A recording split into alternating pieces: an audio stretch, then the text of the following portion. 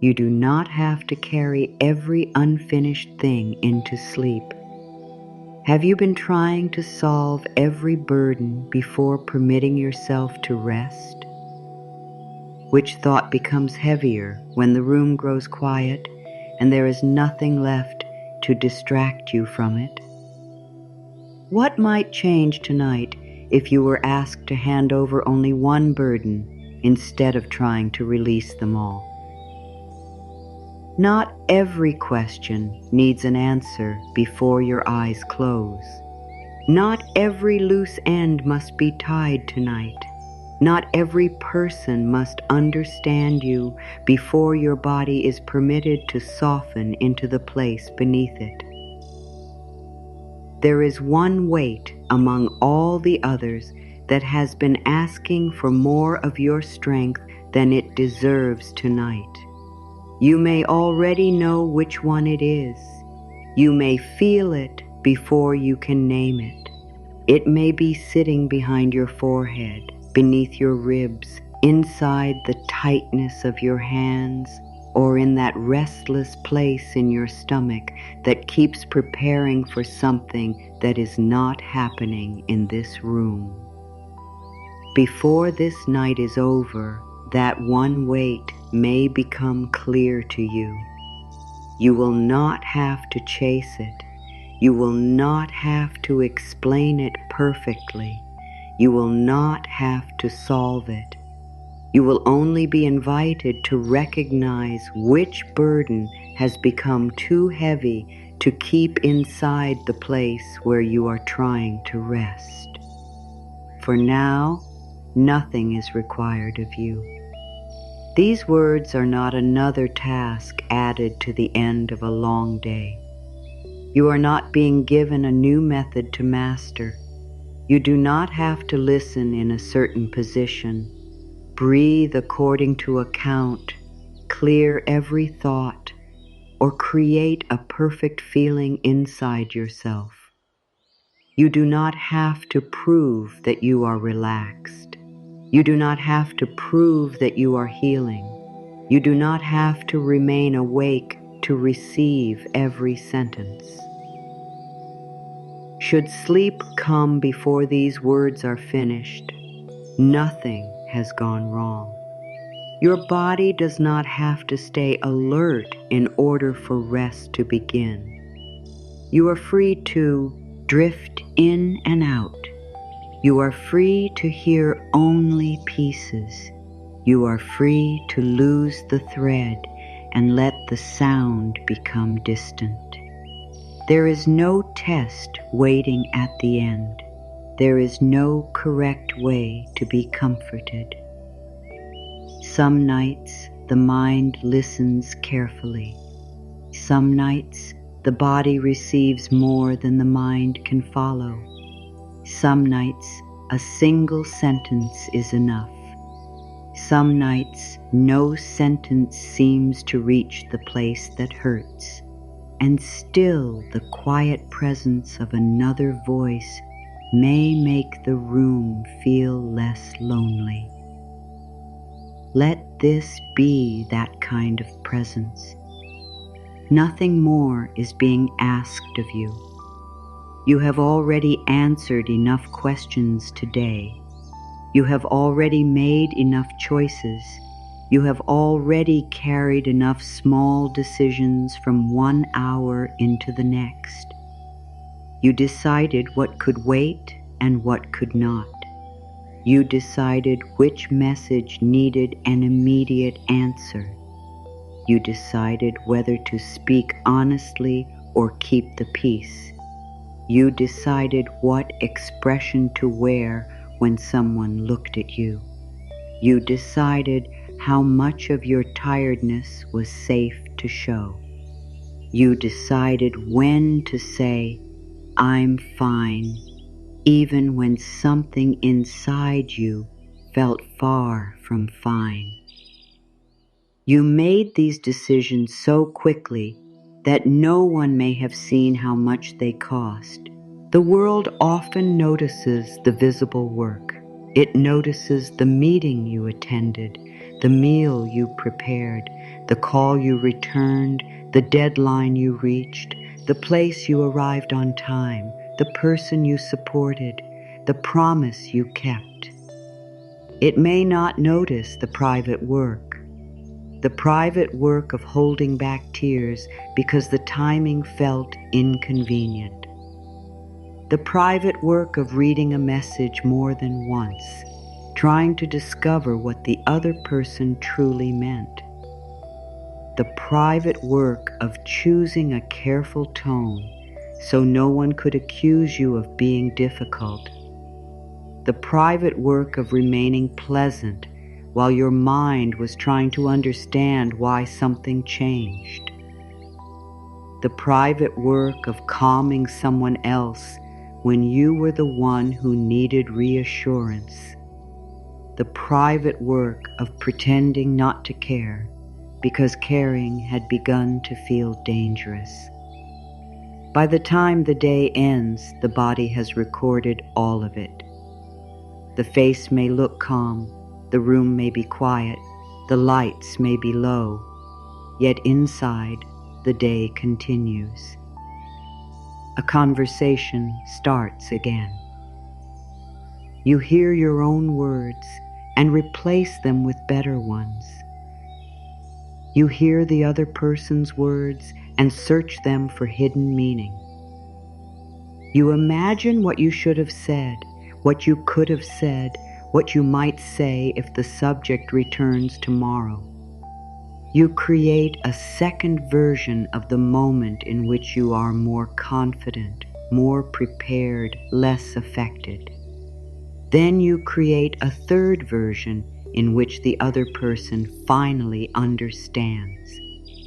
The body remains in bed while the mind returns to the scene.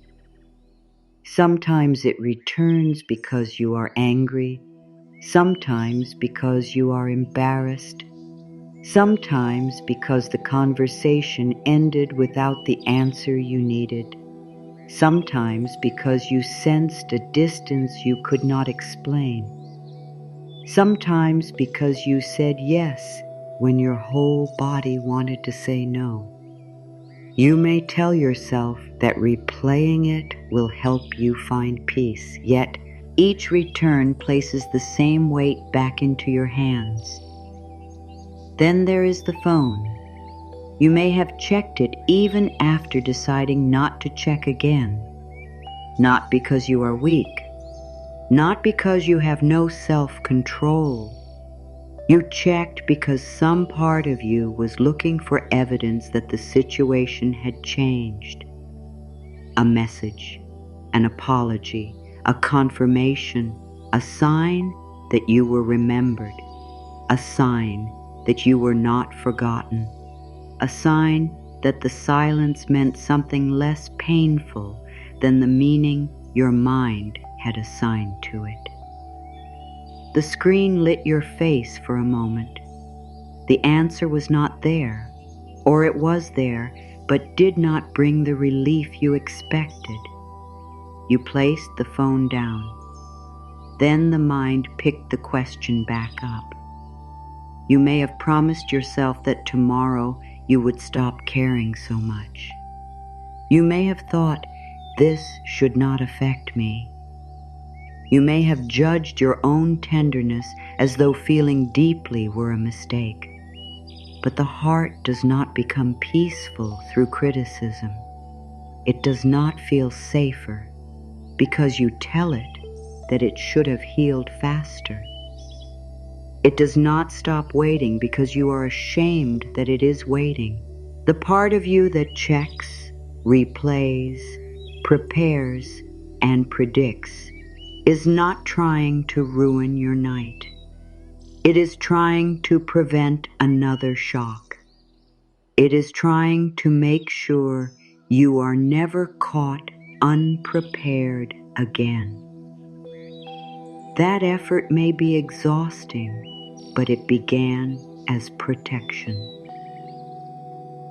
Your mind may believe that if it keeps the problem active, you will remain ready. Ready for the message, ready for the disappointment, ready for the demand, ready for the change in someone's voice, ready for the unexpected expense, ready for tomorrow's conversation, ready to defend the choice you made, ready to explain why you could not do more. The mind often confuses constant preparation with safety. It may say, "Do not put this down, you could need it." It may say, "Do not relax, something remains unresolved." It may say, "Do not sleep yet, you have not found the answer." It may say, "Keep thinking, one more thought could fix this." And because you are responsible, because you care, because you have learned to take life seriously, you may obey. You keep the issue close.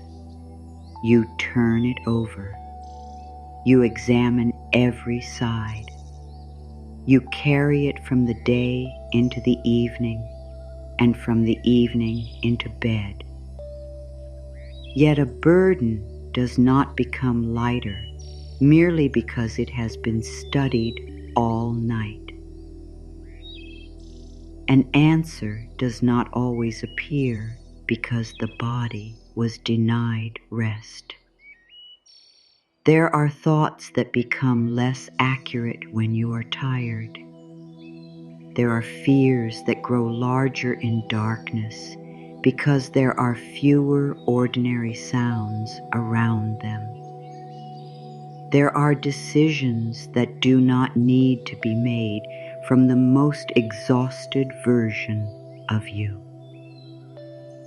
There are words that can wait for a steadier voice. There are problems that remain real without being held every second. You are not irresponsible for needing distance from what hurts. You are not uncaring because your body cannot carry every person's needs through the night. You are not avoiding life when you recognize that midnight is not the best place to conduct every difficult conversation inside your head. Rest is not a denial of responsibility. Rest is one of the ways a human being returns to responsibility with more of themselves available. Still, some part of you may resist this. You may have been praised for being the strong one, the dependable one, the one who responds, the one who notices, the one who holds things together before anyone else realizes they are falling apart. People may come to you because you know how to listen without making their pain about yourself. You may be the person who remembers birthdays, detects changes in tone, brings practical help, finds the missing detail, and thinks ahead. These qualities are beautiful. They can also become heavy when no one asks who carries you.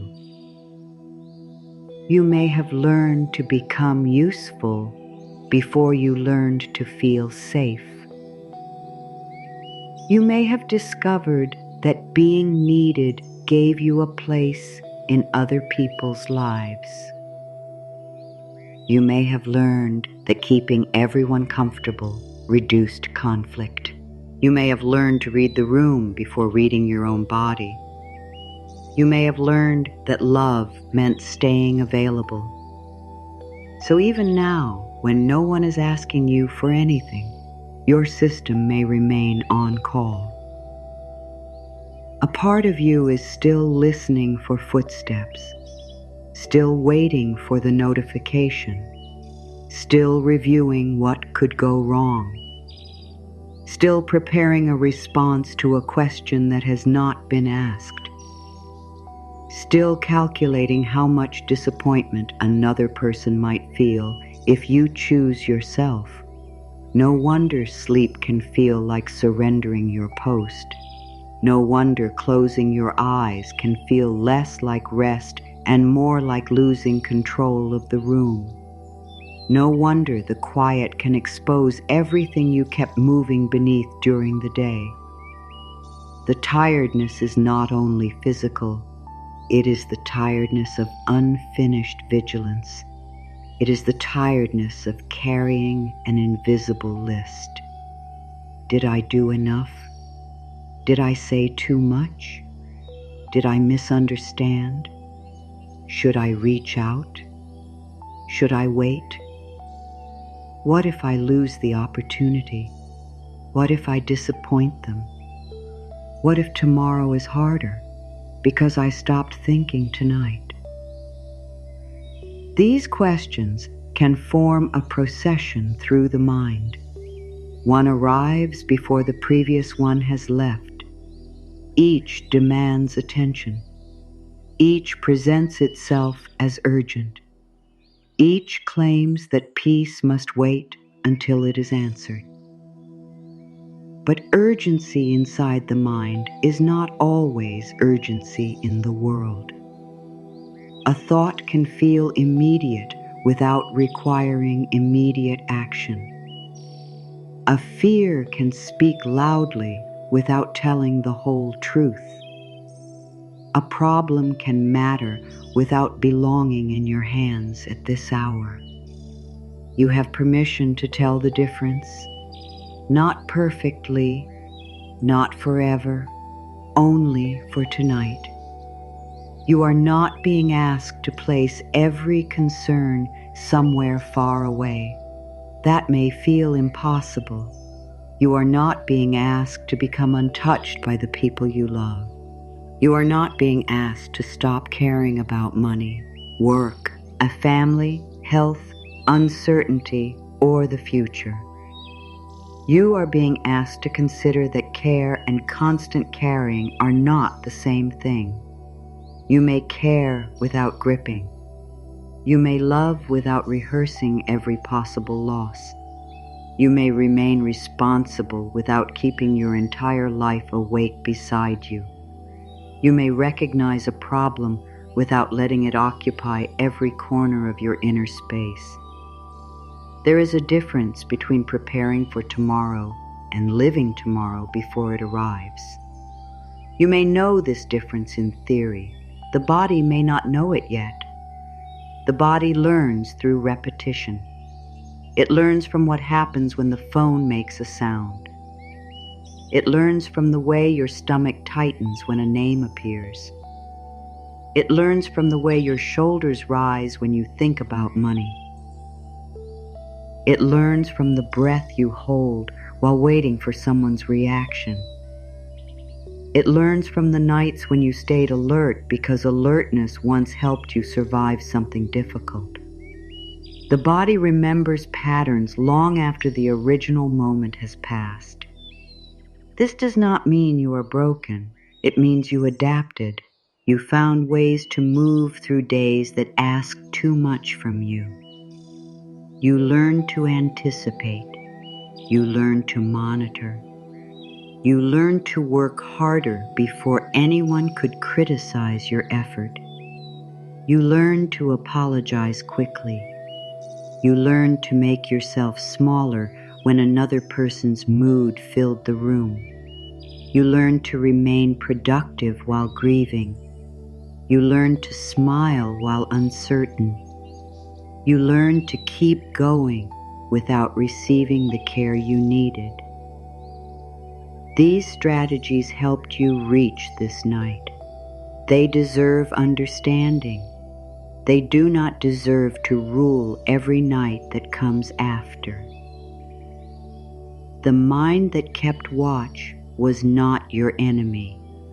It was a guard that never received the message that the shift had ended.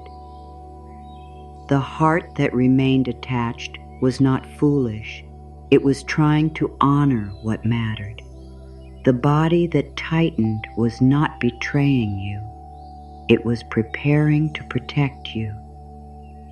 The part that kept checking was not pathetic. It was searching for certainty. The part that replayed the conversation was not obsessed with suffering. It was trying to find a safer ending.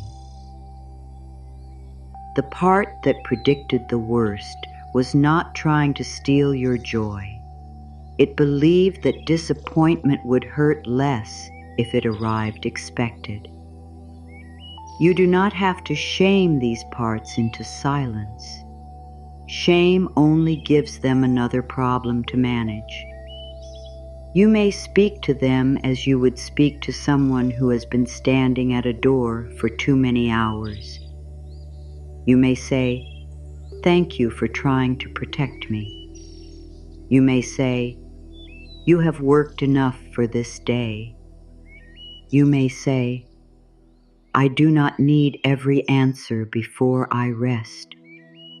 You may say, "One burden can wait outside my sleep."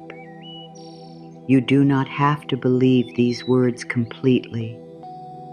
A small willingness is enough. The mind may answer, "But what if something happens?" You can respond, "Then I will meet what happens when it is here." The mind may say, "What if I forget?" You can respond, "What matters can be remembered tomorrow." The mind may say, "What if they misunderstand my silence?"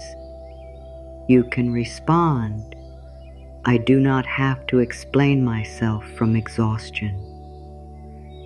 The mind may say, "What if the problem grows while I rest?" You can respond, "My wakefulness is not the only thing holding life together." That last sentence may touch a tender place. You may have lived as though everything depended on your continued attention, as though the family would unravel if you stopped anticipating, as though work would collapse if you did not answer quickly, as though love would disappear if you were not always available, as though your future required you to remain mentally present at every hour. This belief can make rest feel selfish. It can make your own needs seem less important than everyone else's possible reactions. It can make one quiet night feel dangerous. Yet your exhaustion is information. It is not a moral failure. It is not evidence that you are incapable. It may be the body's honest way of saying that the current arrangement asks too much. You have been carrying visible responsibilities and invisible ones. The visible responsibilities have names: bills, appointments, deadlines, children, parents, work, messages, plans, repairs, decisions.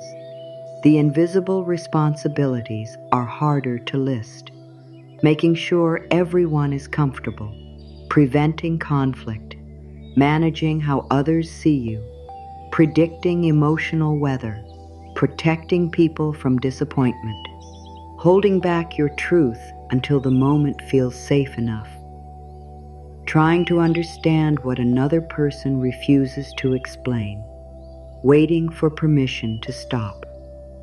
These invisible tasks can weigh more than the visible ones because they rarely have a clear ending.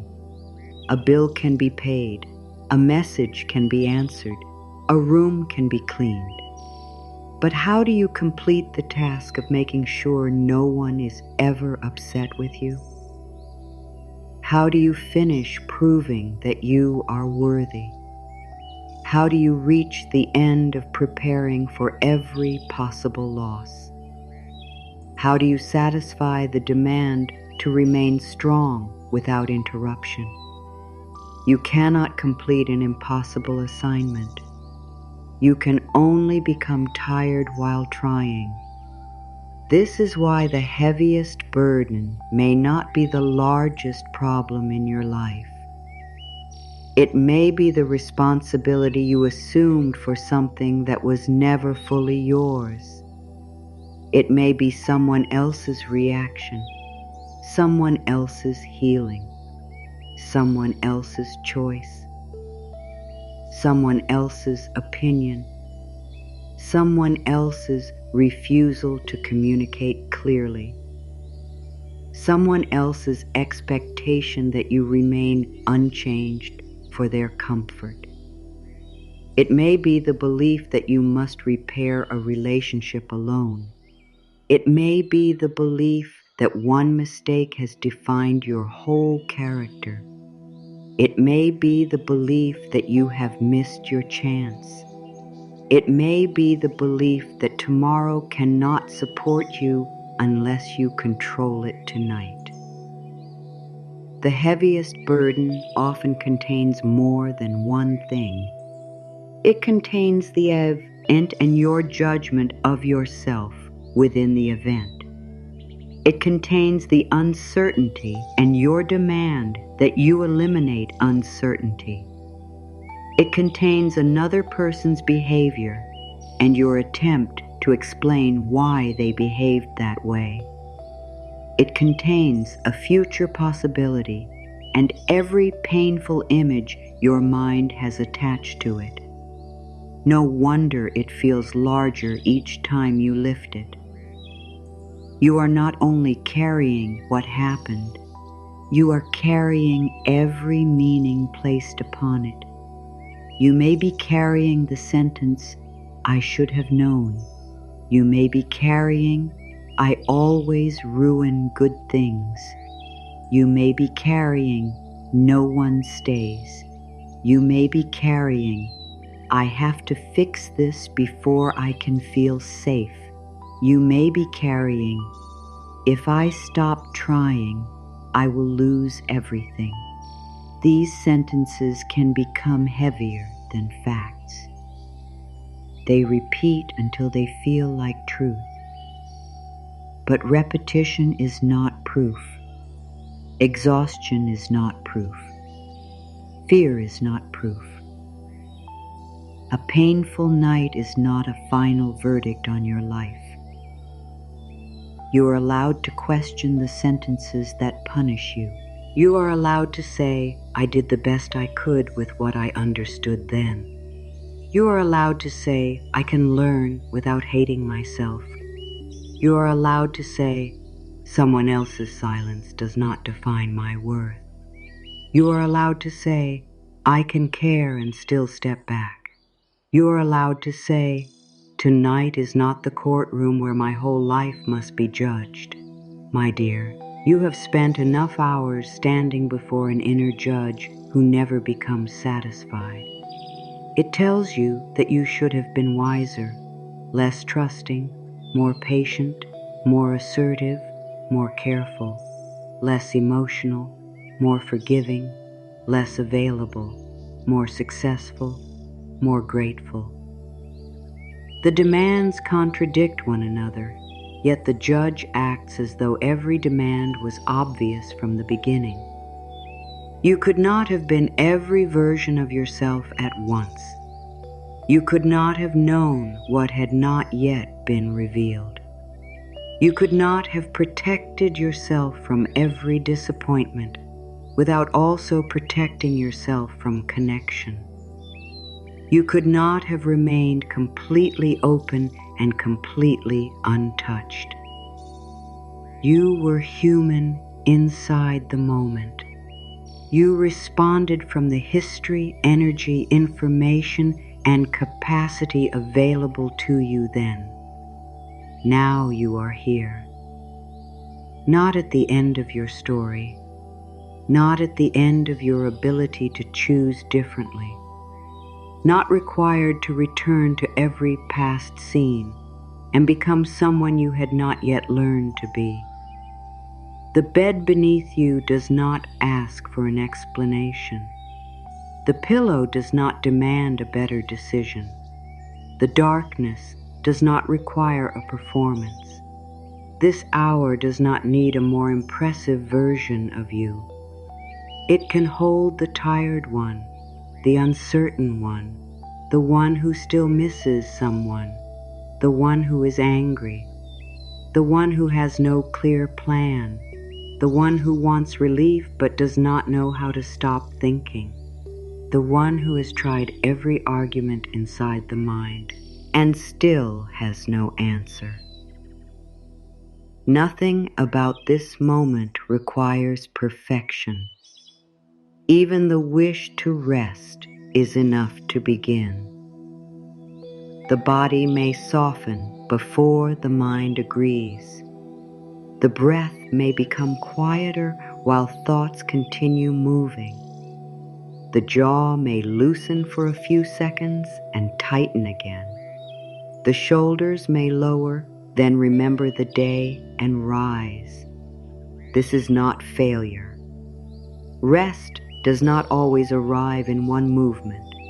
It can arrive in small permissions. Permission to leave one message unanswered. Permission to stop defending yourself to an imaginary audience. Permission to let tomorrow's version of you read the situation again. Permission to stop turning pain into a lesson before you have had time to feel it. Permission to be unfinished. You have lived through many evenings that once felt impossible. You have awakened after nights when the mind insisted there was no path forward. Morning did not always solve everything, but it changed the light in which you saw it. A problem that filled the entire night sometimes became one part of the next day. A sentence you planned to send sometimes no longer needed to be sent.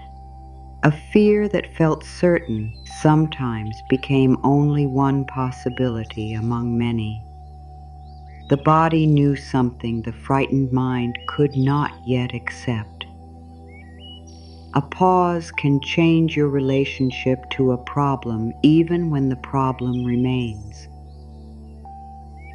Tonight, the pause does not need to be large. It does not need to contain complete trust. It does not need to release your whole history. It only needs enough room for one burden to stop pressing directly against you. You might imagine all your concerns standing nearby, not as enemies, not as dark forces, only as matters asking for attention. Some are small but noisy. Some are old and familiar. Some belong to tomorrow. Some belong to other people. Some are genuine responsibilities. Some are fears dressed as responsibilities. Some have been carried so long that you no longer remember the moment you picked them up. You do not have to sort them all. You do not have to identify every origin. One of them is heavier tonight. One has followed you from room to room. One interrupted moments that might otherwise have been peaceful. One entered while you were eating, working, driving, washing, speaking, or trying to listen. One was present behind your smile. One waited for the lights to go out. You may know it now. You may feel resistance to naming it because naming it makes the weight seem real. But it is already real inside the body. Recognition does not create it. Recognition gives you a choice about where it rests. You can name it without solving it.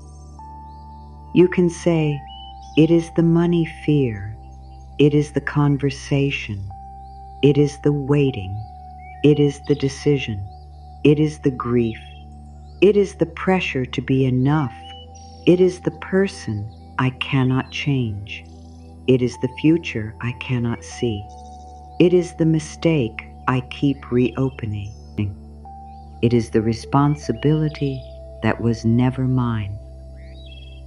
No one else needs to hear the answer. You do not have to speak it aloud. You do not have to choose the perfect description. The body often knows the burden before language becomes clear. It may answer through a tightening, a heaviness, a sudden image, a name, a place, a number, a memory. Let the first honest answer be enough. Then ask yourself something softer. Does this burden need to be inside your resting place tonight?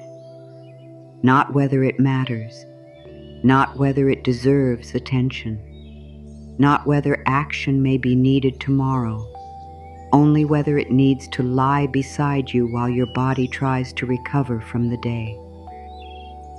There are things that belong in daylight, things that need information, things that need another person's answer, things that need time, things that need professional guidance, things that need a boundary, things that need a decision made with a rested mind. Carrying them through the night does not necessarily move them toward resolution. Sometimes carrying only keeps you close to the feeling of the problem. Tonight, closeness is not required. You can create a little distance without denying reality. You can give the burden a place that is near enough to remember and far enough to stop pressing against your chest. You can know where it is without holding it. You can return to it tomorrow if it truly belongs to you. You can discover tomorrow that part of it never did. For now, imagine the space around your body becoming distinct, not closed, not trapped, not cut off from life, only defined. The air nearest you belongs to rest. The surface beneath you belongs to rest. The small space held by your breathing belongs to rest. Outside that space, the unfinished day may remain unfinished. No punishment follows. No disaster is invited. No love is lost because you stop carrying it for a few hours. There was an old understanding that peace sometimes needs a visible edge, not a wall built from fear, not a barrier against the world. A quiet boundary that says, this far and no farther tonight. The boundary does not fight what stands beyond it. It does not argue with noise. It does not destroy the burden. It marks the place where the burden must pause. You may begin to sense that boundary now. It gathers around the bed without pressure. It asks nothing from your hands. It requires no perfect picture. At first, it may be only a feeling that the space nearest your body is becoming your own again, a little calmer, a little clearer. a little less available to every demand. And there, around the place where your body is resting, a pale line begins to appear. It is not bright enough to disturb the room. It does not flash or command your attention. It gathers grain by grain, as though the quiet itself has chosen a shape. A simple circle. Nothing, Arsh. Nothing that closes you in. Nothing that asks the world to disappear. The circle rests around the bed's piece like an old promise remembered by the body. Its edge is made of fine salt, pale against the darkness, each small grain holding its place without strain. You do not need to see every grain clearly. You may sense only the meaning of the line. Inside is the space where your body is permitted to rest. Outside is everything that does not need to be solved before morning. The circle does not decide that your concerns are unimportant. It does not tell you to forget what matters. It does not erase names, responsibilities, grief, uncertainty, or love. It creates one honest distinction. This belongs to the night. That can wait for daylight.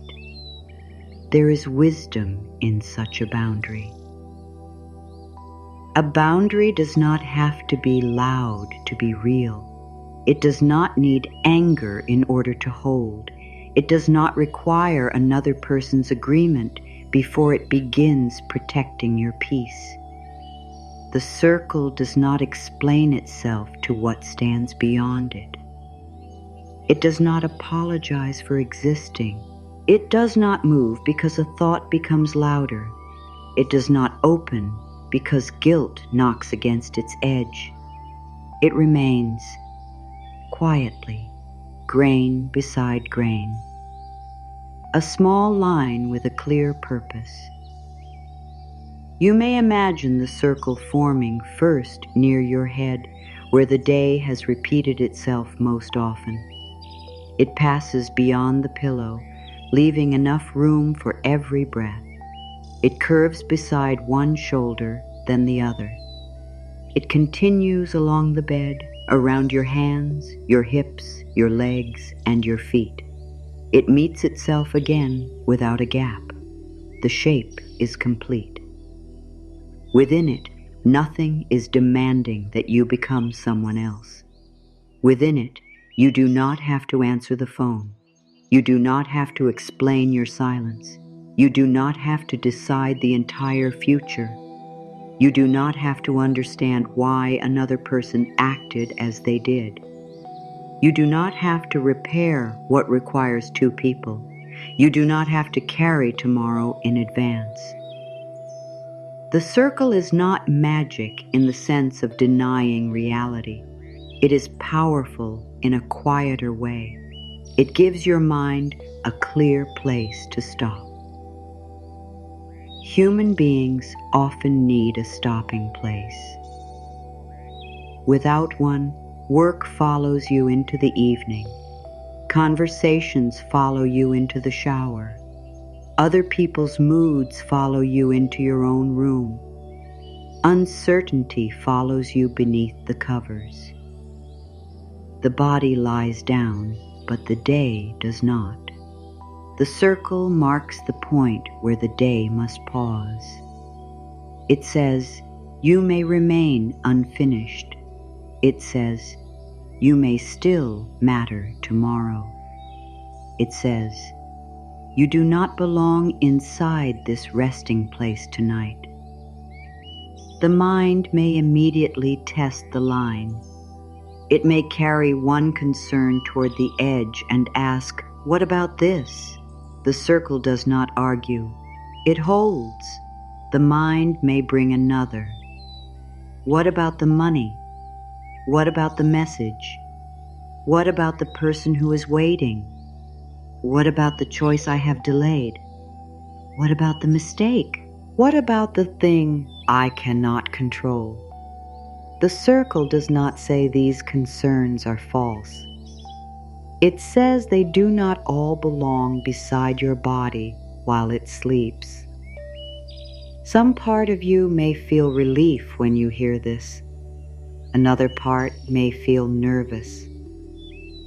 The nervous part may believe that putting down a problem means losing your grip on it. It may believe that if the thought crosses beyond the line, you will become careless or forget what must be done. You are not throwing anything away. You are changing where it rests. A burden can remain real without remaining in your hands. A concern can wait nearby without occupying your chest. A responsibility can belong to tomorrow without being betrayed tonight. Imagine placing a letter outside a closed office after working hours. The letter still exists. The matter has not vanished. Yet no one expects the office to remain open through every hour of darkness. Your mind also needs hours when the counter is closed. Your heart needs a time when no new case is presented. Your body needs a time when it is not required to prove its usefulness. The circle offers such a time. It is not forever. It does not demand a permanent decision. It is a boundary measured only in one night. This is important because the mind may resist forever, but it can sometimes accept until morning. You do not have to promise that you will never think about the problem again. You do not have to claim that you no longer care. You do not have to force yourself into complete peace.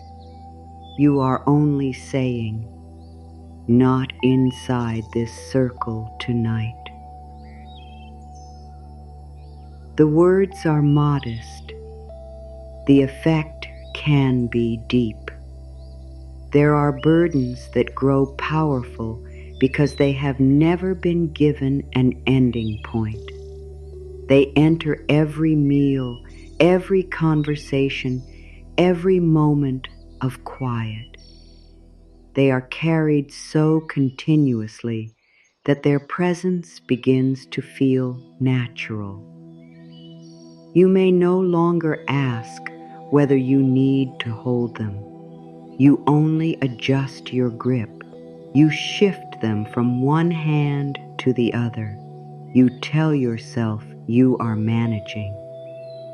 The circle asks a different question. Why must the burden remain in your hands at all? Not forever, only now. You may feel the answer rise quickly. Because I am afraid.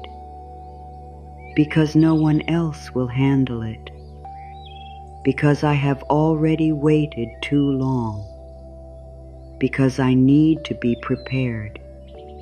Because it is my fault. Because someone I love is hurting. Because I do not trust tomorrow. Because if I stop trying, I may have to feel how tired I truly am. That last answer is often hidden beneath the others. Constant thinking can protect you from feeling the depth of your exhaustion. As long as the problem stays active, you stay active. As long as there is one more angle to consider, you do not have to admit that you have reached the limit of what you can give tonight. The circle does not shame that limit. It honors it. A limit is not proof of weakness. A limit is information about where your human energy ends. Even the strongest vessel has an edge. Even the most generous heart needs a place where giving stops and restoration begins. You may have learned that love has no boundary, but love without boundary can become depletion. Care without boundary can become control. Responsibility without boundary can become punishment. The circle offers another form of love. Love that says, I will return when I have more of myself available. Love that says, I will not answer from the most frightened hour. Love that says, I can care for this without carrying it through my sleep. Love that says, my peace is also part of what matters. No one may have taught you this kind of love. You may have seen love expressed through sacrifice, worry, overwork, and constant availability. You may have watched people prove their devotion by refusing to rest. You may have been told that good people always give more. You may have believed that being needed was the same as being cherished. Yet peace does not make you less loving. It helps you love without disappearing. The circle does not remove you from life. It returns you to yourself. Inside its edge, you can feel the difference between your own breath and someone else's expectation. You can feel the difference between a true responsibility and a fear that has disguised itself as duty. You can feel the difference between what requires action and what requires waiting. Waiting can be active in its own quiet way. Waiting can mean refusing to send the message written from panic. Waiting can mean gathering information. Waiting can mean letting another person reveal their own choice. Waiting can mean resting before you decide. Waiting can mean admitting that the answer is not available tonight. This is not passivity. It is disciplined peace. It is choosing not to create movement merely because stillness feels unfamiliar. The mind may prefer any action to uncertainty. It may send the message, make the promise, agree too quickly, apologize unnecessarily, or return to a place that has already shown you its limits. Movement can create the temporary feeling that you are doing something.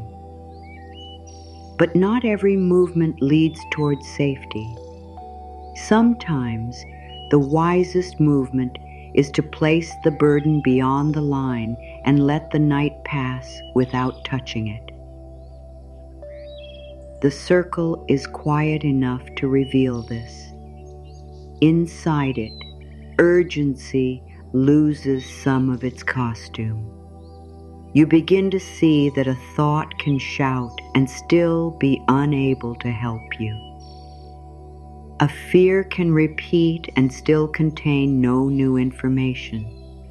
A memory can return and still not require another trial. A person can be disappointed and you can remain worthy. A situation can be unresolved and your body can still deserve rest. This is the lesson each grain carries. One grain does not create the entire boundary. One grain only holds its own place. You do not need one grand act of healing tonight. You need one small decision held beside another. This thought can wait. This conversation can wait. This answer can wait. This judgment can wait. This image of the future can wait. grain beside grain, choice beside choice. The circle becomes steady because no single grain is trying to do everything. There may be something here for the way you have lived. You may have tried to be the whole circle for everyone. You tried to hold every side. You tried to become the boundary, the comfort, the plan, the answer, and the protection. You tried to cover every opening so nothing painful could enter. No person can be every grain. No person can guard every edge. No person can keep every loved one safe from every disappointment. You were never meant to become the entire protection of the world around you. You are one life, one body, one heart, one place where breath enters and leaves. The circle teaches you to take your place rather than every place. There is relief in this. You do not need to manage the whole shape of tomorrow. You can hold one honest position tonight. I am resting now. The words may feel unfamiliar. Say them without force. I am resting now. The mind may answer, not yet. There is more to do. You can say, there will always be more to do. The mind may answer, this cannot wait. You can ask, what action is truly possible in this hour? If no useful action is possible, the carrying is not preparation. It is suffering repeated in advance. You do not need to suffer twice in order to prove that you care. You do not need to experience tomorrow's pain tonight. You do not need to rehearse every outcome to earn protection from it. The circle does not promise that tomorrow will contain no difficulty. It gives you a place to meet tomorrow from a steadier center. This is enough. The heaviest burden may now be clearer. It may have stepped forward while the others grew quieter. Perhaps it is the one thought that objected most strongly to being left outside. The burden that insists it cannot wait is often the burden most deeply attached to fear. Bring it near the circle. You do not have to lift it with your body. Imagine only that its presence has taken a shape. It may look like a sealed box, a dark bundle, a heavy stone, a stack of papers, a name written in the air, a number, a date, a face, a question with no answer beneath it. The circle does not require one particular image. It understands meaning without decoration. Let the burden be whatever it is. You may feel it near the edge now.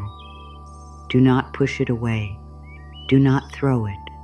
Do not punish it for exhausting you. This burden has probably been carried for a reason. It may contain love. It may contain responsibility. It may contain grief. It may contain the wish to protect your future. Speak to it with respect. You matter. Then add the boundary. But you do not belong inside my rest tonight. Feel the difference between rejection and placement. Rejection says, you should not exist. Placement says, you have a proper place. The grief may have a place. The fear may have a place. The decision may have a place. The unanswered message may have a place. That place is not against your body tonight. Imagine moving the burden across the pale line, only a small distance, near enough that you do not fear losing it, far enough that you are no longer beneath its weight. As it crosses the circle, nothing dramatic needs to happen. The room may look the same. The thought may remain. The body may still be tense. The practice is not measured by immediate sensation. The choice itself matters. You have changed the arrangement. For the first time today, the burden is not in your hands. It rests beyond the edge.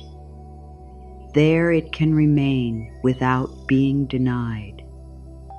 There it can wait without being forgotten. There it can exist without controlling the whole room.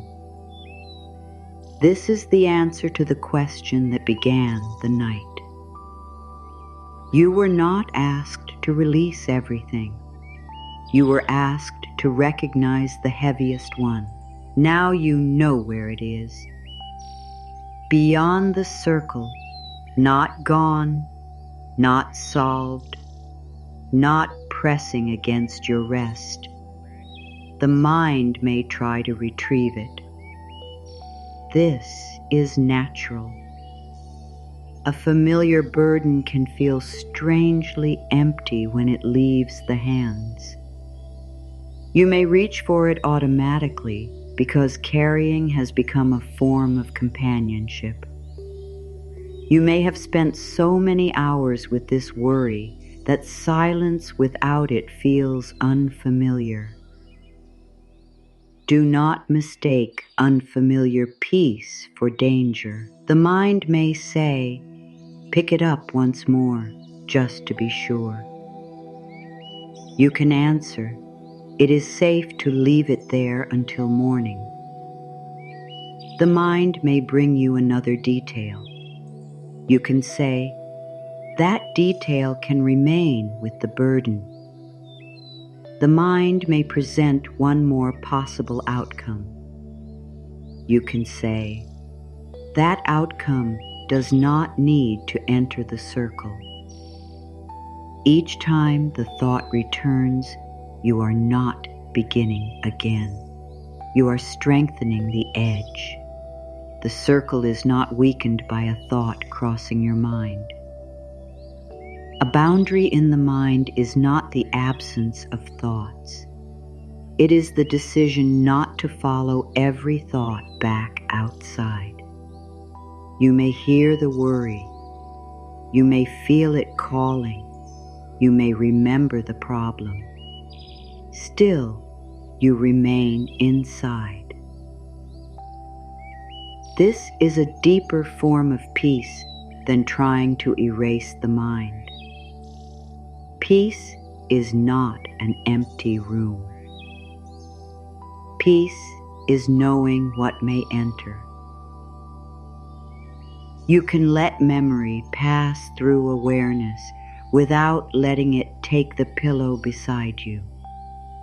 You can hear the old accusation without rebuilding its courtroom. You can feel longing without sending yourself back toward what harmed you. You can experience uncertainty without turning it into a prophecy. You can have a thought without making it your assignment. The circle teaches this patiently. Thought outside, breath inside, tomorrow outside, this moment inside, other people's reactions outside, your body inside. the unanswerable question outside, the place beneath you inside. There is the part no one may have said to you clearly enough. Your peace does not need to be earned by finishing everything. Your worth does not increase when you exhaust yourself. Your goodness is not measured by how much pain you can carry without asking for help. You do not become more deserving of rest after you solve the problem. You are deserving now. Before the answer, before the apology, before the payment arrives, before the decision is made, before the relationship becomes clear, before anyone validates your experience. The circle is drawn around who you are now, not around a future version who has finally done enough. You are included in your own care tonight, not as the last person considered, not after everyone else becomes comfortable, not when there is leftover energy. Now. This may feel selfish to the part of you trained to disappear. Let that part listen. A boundary around your peace is not a weapon against anyone. It is not revenge. It is not a punishment. It does not say, "You no longer matter." It says, "I also matter." Two truths can exist together. You can love someone and refuse to carry their choices. You can care about work and stop working inside your head. You can want financial stability and decline to calculate the future in bed. You can regret a mistake and stop sentencing yourself every night. You can hope for reconciliation and still protect your sleep. You can miss someone and choose not to reach for what repeatedly wounds you. You can be compassionate without becoming available for harm. The circle is wide enough for these truths. It does not demand that you reduce life to one simple answer. It gives complexity a boundary. Some matters cannot be solved through more thought because they require time. Some require information you do not have. Some require another person to speak. Some require courage that returns after rest. Some require acceptance rather than correction. Some require grief. Some require letting the truth remain true. The mind may keep searching because searching feels more hopeful than accepting. Yet, acceptance is not giving up on life. It is giving up the argument with what has already happened. The past remains outside the circle tonight. It may be remembered tomorrow. It may still teach you.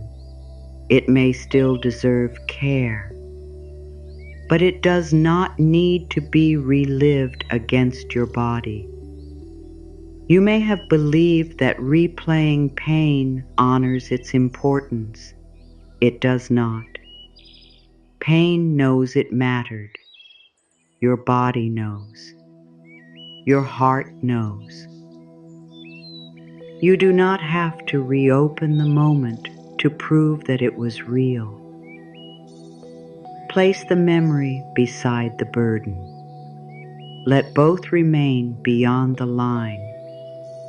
Inside, there is room now, not a vast room, a small one, enough for a breath that does not carry an explanation, enough for the shoulders to stop preparing, enough for the hands to be empty.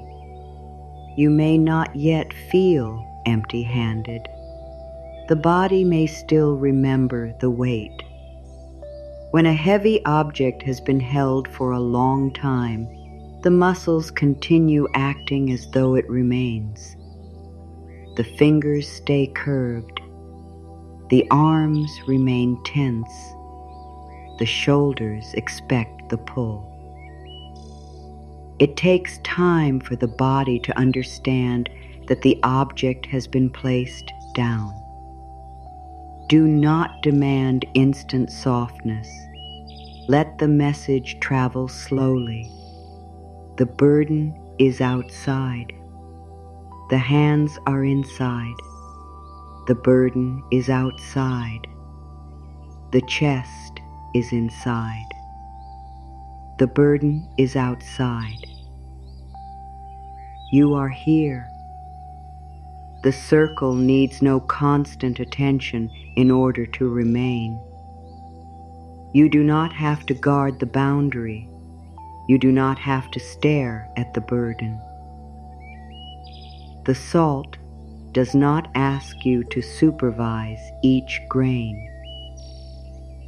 It holds because holding is its nature in this image.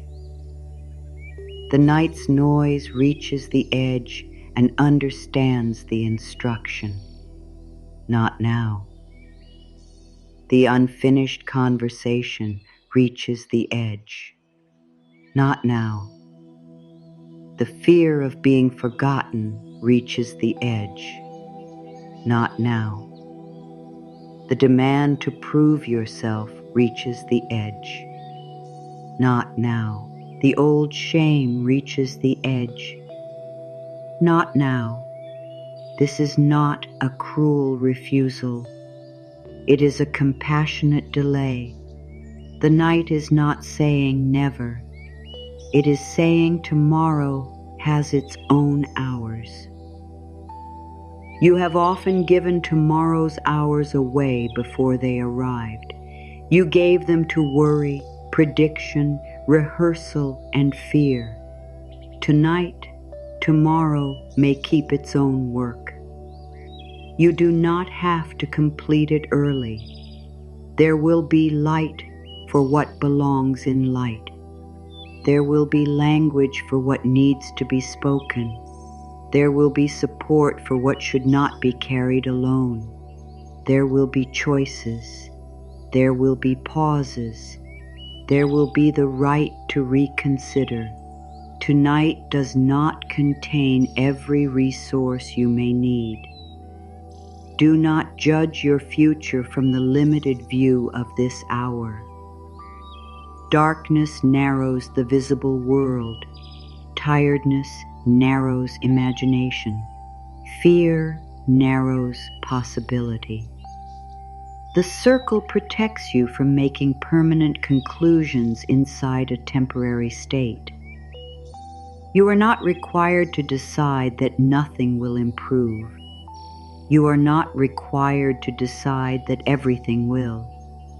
You may leave the future unwritten until morning. This is a kind of trust, not trust that every desire must appear exactly as you imagine, not trust that no pain will come. Trust that you do not need to live every moment in advance. Trust that you may meet life when it arrives. Trust that resting is not the same as losing control. Trust that your value remains while you are still. The core of the circle is not salt. It is permission. Permission to have an inner place where urgency does not rule. Permission to let one burden remain beyond reach. Permission to protect what is tender without hardening. permission to stop treating exhaustion as a sign that you should try harder. Now the words that belong to this circle can be spoken. You do not need to make them grand. Let them come at the pace of breathing. Within my circle of quiet, I hand over the heaviest one and leave the rest for tomorrow. You may feel the mind react to the final words. Leave the rest for tomorrow. The word tomorrow can feel uncertain. It may sound like delay. It may awaken the fear that something will be missed. Say the line again, more softly. Within my circle of quiet, I hand over the heaviest one and leave the rest for tomorrow. The sentence does not say that everything will disappear. It does not say that tomorrow will solve itself. It says that tonight has a limit. It says that your body has a place. It says that the heaviest burden no longer has to remain against you. Say it one more time, with no demand that you believe every word. Within my circle of quiet, I hand over the heaviest one and leave the rest for tomorrow. Let the resisted words remain. Leave the rest for tomorrow. You may have spent years fearing those words. Tomorrow may have been unreliable. People may have promised tomorrow and failed you. Needs may have been delayed until they became emergencies. You may have learned that if you did not act immediately, no one would act at all. Your resistance has a history. It is not stubbornness, it is memory. The circle respects that memory. It does not force you to trust tomorrow completely. It asks whether you can trust this one boundary for one night. The burden remains where you placed it. The line remains around you.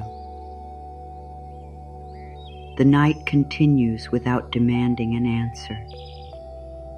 Inside the circle, your breathing has room to become its own again. It does not need to carry the shape of every question.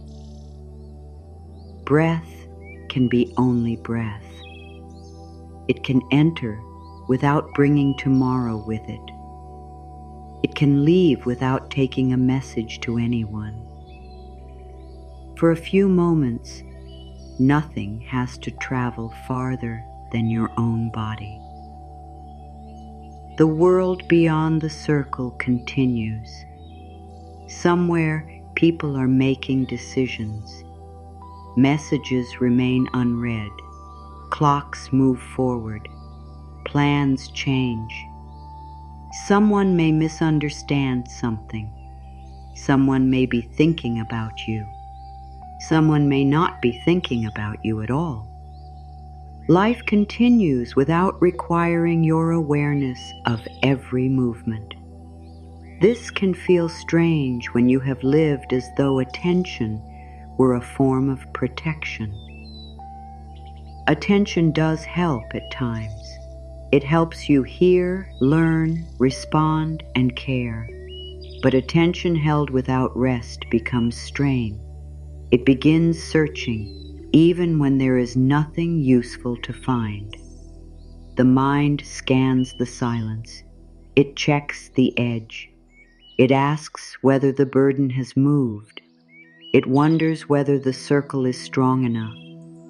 You do not have to prove the strength of the circle by testing it all night. A boundary does not become more trustworthy because you stare at it.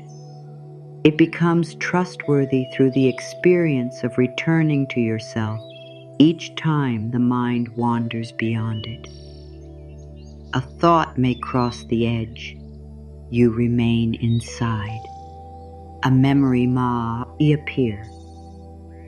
You remain inside. A future scene may form. You remain inside. Remaining does not mean fighting the thought. Fighting can become another way of holding it. You do not need to push the image away or argue with every fear. Let it approach the edge. Let it be seen. Then let it remain where it belongs, outside the resting place. This is how the circle teaches without force. It does not say that you must become fearless. It says fear does not need to choose what enters. It does not say that you must stop loving. It says love does not require endless suffering. It does not say that you must forget.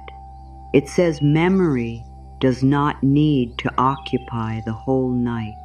It does not say that you must know what comes next. It says uncertainty may wait beyond the line. There is dignity in deciding what may enter your inner space. For a long time, you may have believed that being open meant having no boundary. You may have given access to anyone who needed comfort, explanation, reassurance, or another chance. You may have opened the circle again and again because closing it felt unkind. Even after harsh words, even after broken promises, even after your body warned you, even when you knew the conversation would leave you depleted. You may have mistaken availability for love. But love can knock. Love can wait. Love can respect an edge. Anything that demands entry by using fear, guilt, pressure, or punishment is not made sacred merely because it calls itself love.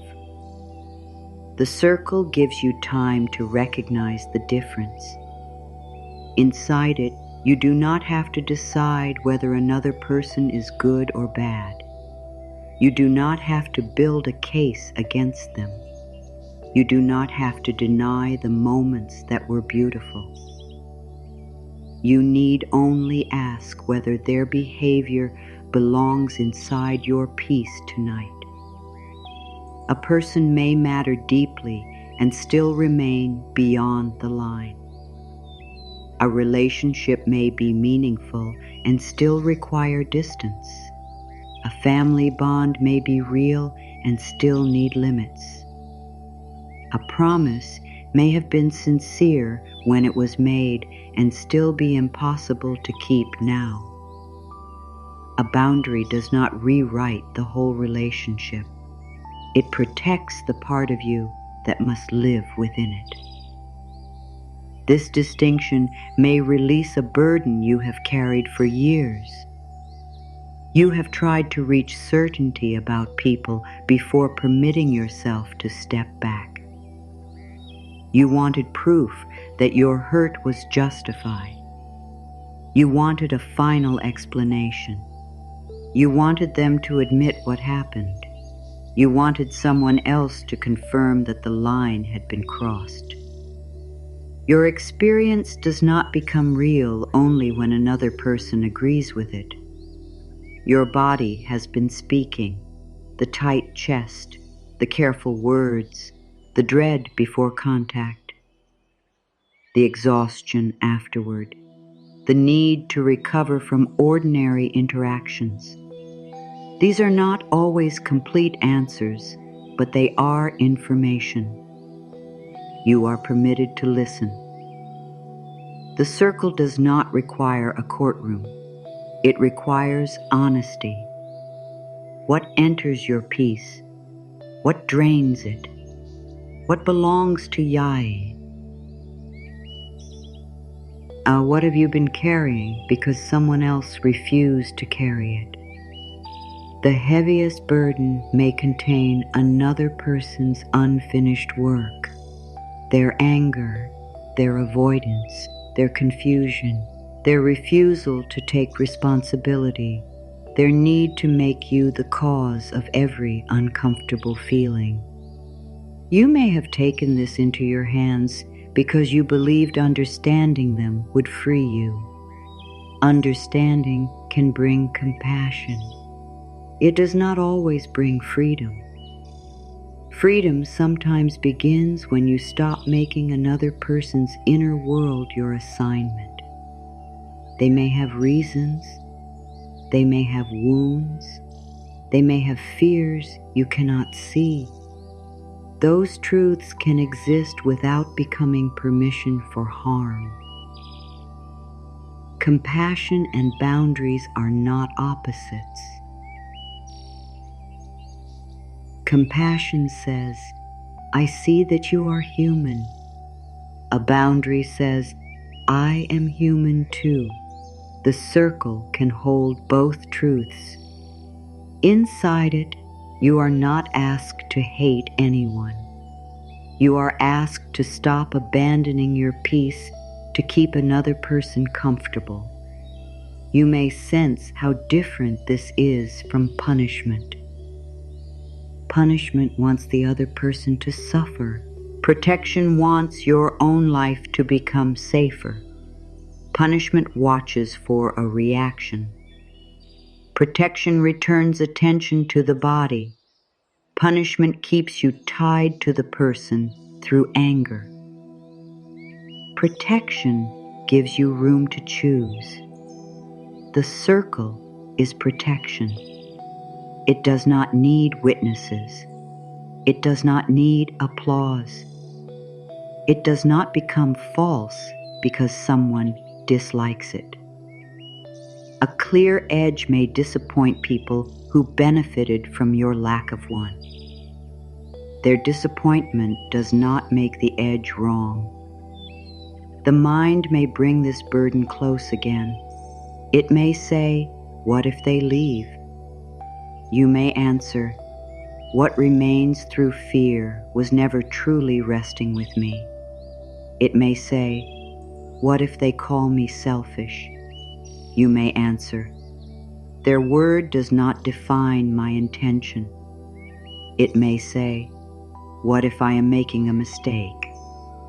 You may answer, I can reconsider tomorrow without surrendering tonight. You are allowed to make a temporary boundary while gathering clarity. Not every edge must be announced forever. Some edges exist for one conversation, one evening, one season, one period of healing. The circle around your sleep is the smallest form of this wisdom.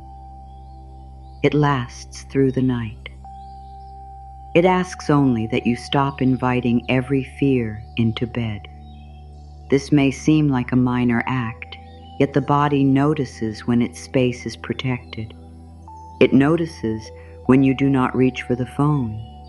It notices when you decline to write the message from panic. It notices when you stop rehearsing your defense. It notices when you let another person have their own feelings without rushing to manage them.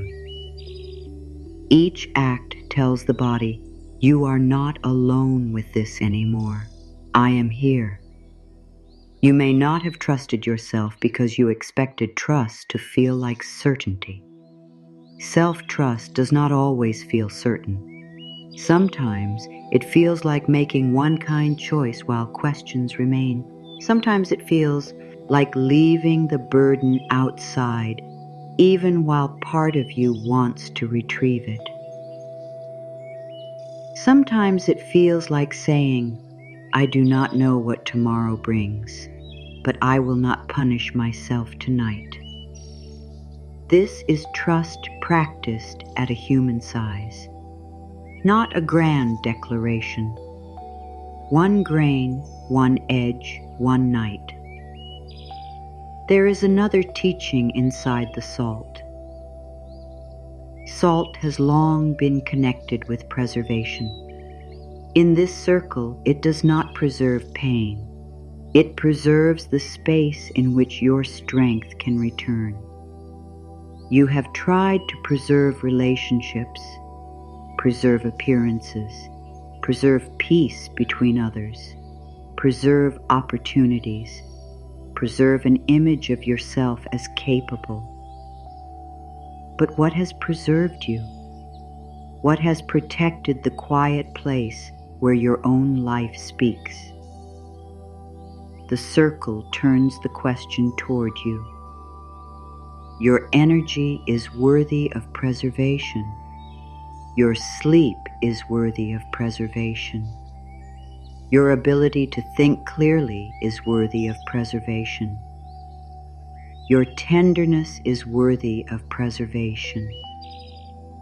Not hidden forever, not made inaccessible. Protected enough to remain alive. You do not need to become harder in order to survive what has hurt. You may become clearer. Hardness says nothing may enter. Clarity says only what respects the space may enter. Hardness closes the heart. Clarity gives the heart an edge. Hardness expects danger everywhere. Clarity recognizes danger without inviting it closer. The circle is clear, not cruel. You can soften within it because the edge is doing the work you once demanded from every muscle. The jaw does not have to become the boundary. The shoulders do not have to become the boundary. The stomach does not have to become the boundary. Your sleeplessness does not have to become the boundary. You can let the imagined line carry the message. Not now, not here, not inside this night. The body has often created boundaries through tension when words were unavailable. A tight throat may have held back the no you could not say. A clenched jaw may have held the anger you were not safe to express. Raised shoulders may have tried to shield the heart. A restless stomach may have warned you before the mind understood. These reactions were not failures. They were the body drawing its own rough circle. Tonight, you offer it another way. The boundary can exist outside the muscles. The muscles may learn that they no longer need to hold the whole edge. This learning does not happen through command. The body may release slowly. It may wait to see whether you mean what you say. It may remember times when you promised to rest and then reached again for the burden. No shame is needed. Trust can be rebuilt through repetition. When the mind returns to the burden, place it outside again. When guilt enters, place it outside. When the imaginary conversation begins, let the words reach the line and stop. Each return is a grain added to the circle. Nothing has been ruined. The practice is the return. You may now speak the core affirmation once more. Within my circle of quiet, I hand over the heaviest one and leave the rest for tomorrow. Let the sentence move slowly. Within my circle of quiet, this is your space. I hand over the heaviest one, not every burden, only the one taking more strength than you can give tonight, and leave the rest for tomorrow. Tomorrow does not need to be trusted with your whole life, only with what does not belong inside this hour. Say it again, more gently. Within my circle of quiet, I hand over the heaviest one and leave the rest for tomorrow. Some part of you may still say no. Listen without obeying immediately. The no may mean, I am afraid I will become careless. It may mean, I have never been protected unless I stayed alert. It may mean, I do not know who I am without this responsibility. It may mean, the burden connects me to someone I am afraid to lose. It may mean, if I stop carrying this, I may finally feel the grief beneath it. Resistance often protects a deeper feeling. You do not need to tear through it. You can sit beside it within the circle. Say, you do not have to agree yet. Say, you can remain here with me. Say, we are not throwing anything away. Say, we are resting before we choose. The resistant part may need a smaller sentence. I am willing to place one weight beyond the circle tonight. That is enough. You do not have to claim peace. You do not have to claim trust. You do not have to say that everything is well when it does not feel well. Willingness is honest. It creates an opening without demanding certainty. I am willing to place one weight beyond the circle tonight. Perhaps the weight is already outside. The body may still feel its echo. Willingness says the echo can remain while the weight stays beyond the edge. You are not doing this incorrectly because the thought returns. The mind repeats what it has practiced. Tonight, you are practicing something new, not forgetting, not denying, placing. This difference matters. Denial refuses to see the burden. Placing sees it clearly and chooses where it belongs. Avoidance says, I will never face this. Rest says, I will face it with more strength. Silence created by fear can trap you. Silence chosen for recovery can protect you.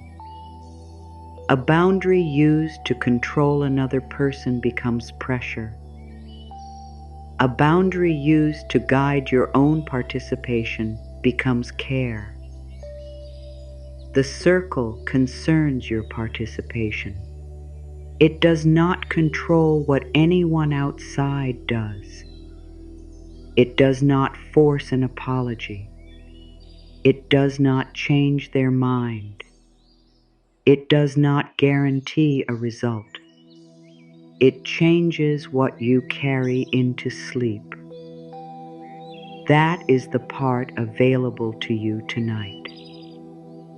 You may be dealing with something that needs more than a firm.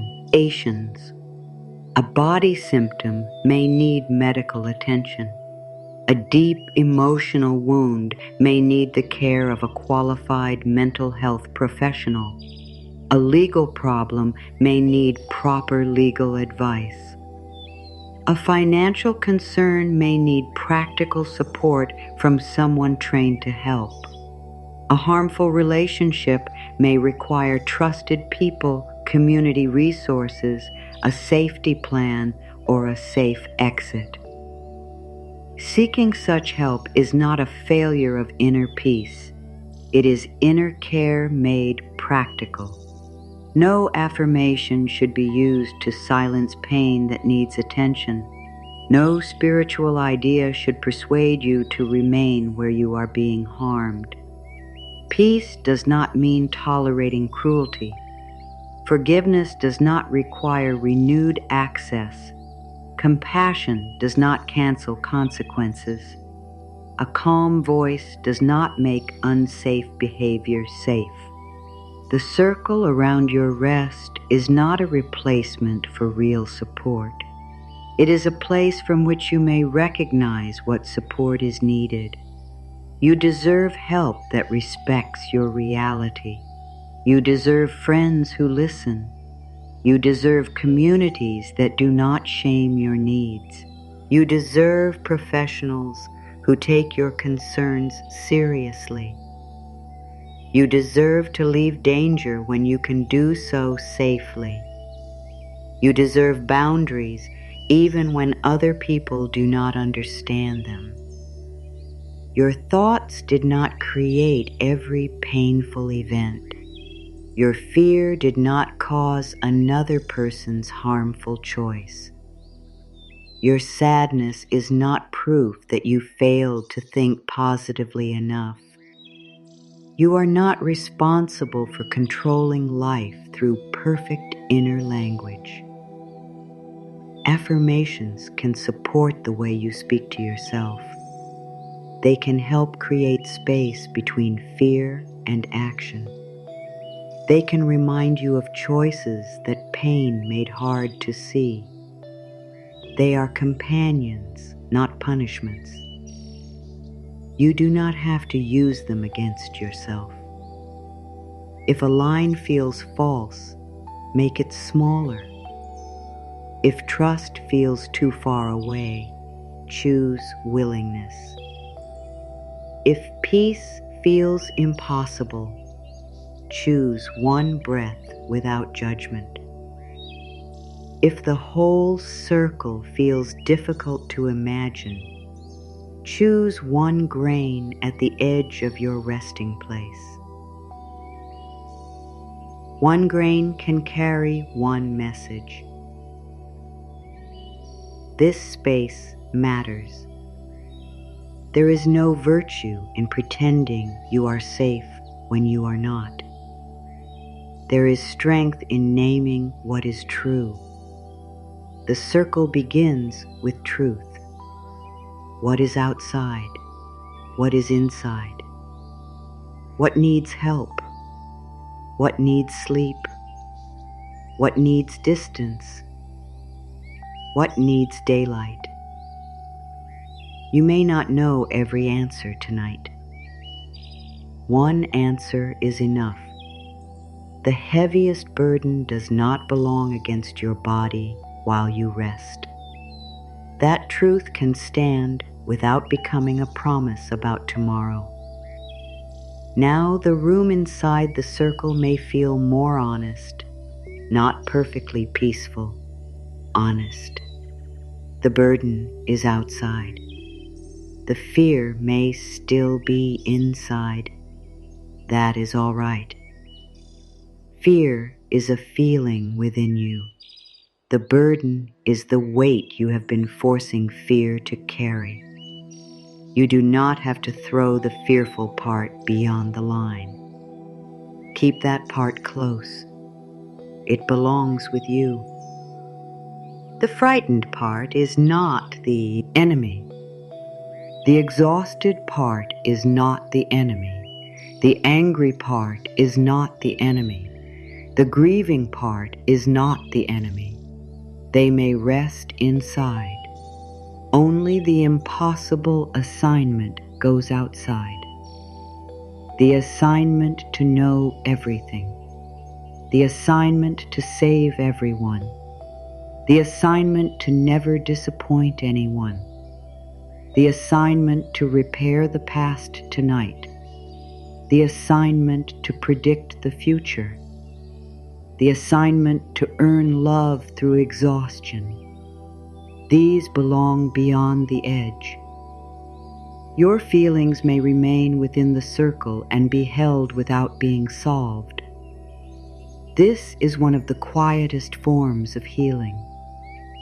Not removing the feeling. Removing the demand placed upon it. Sadness can be present without being told to disappear. Fear can be present without being told to become faith immediately.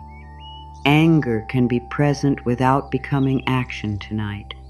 Longing can be present without sending you back across the line.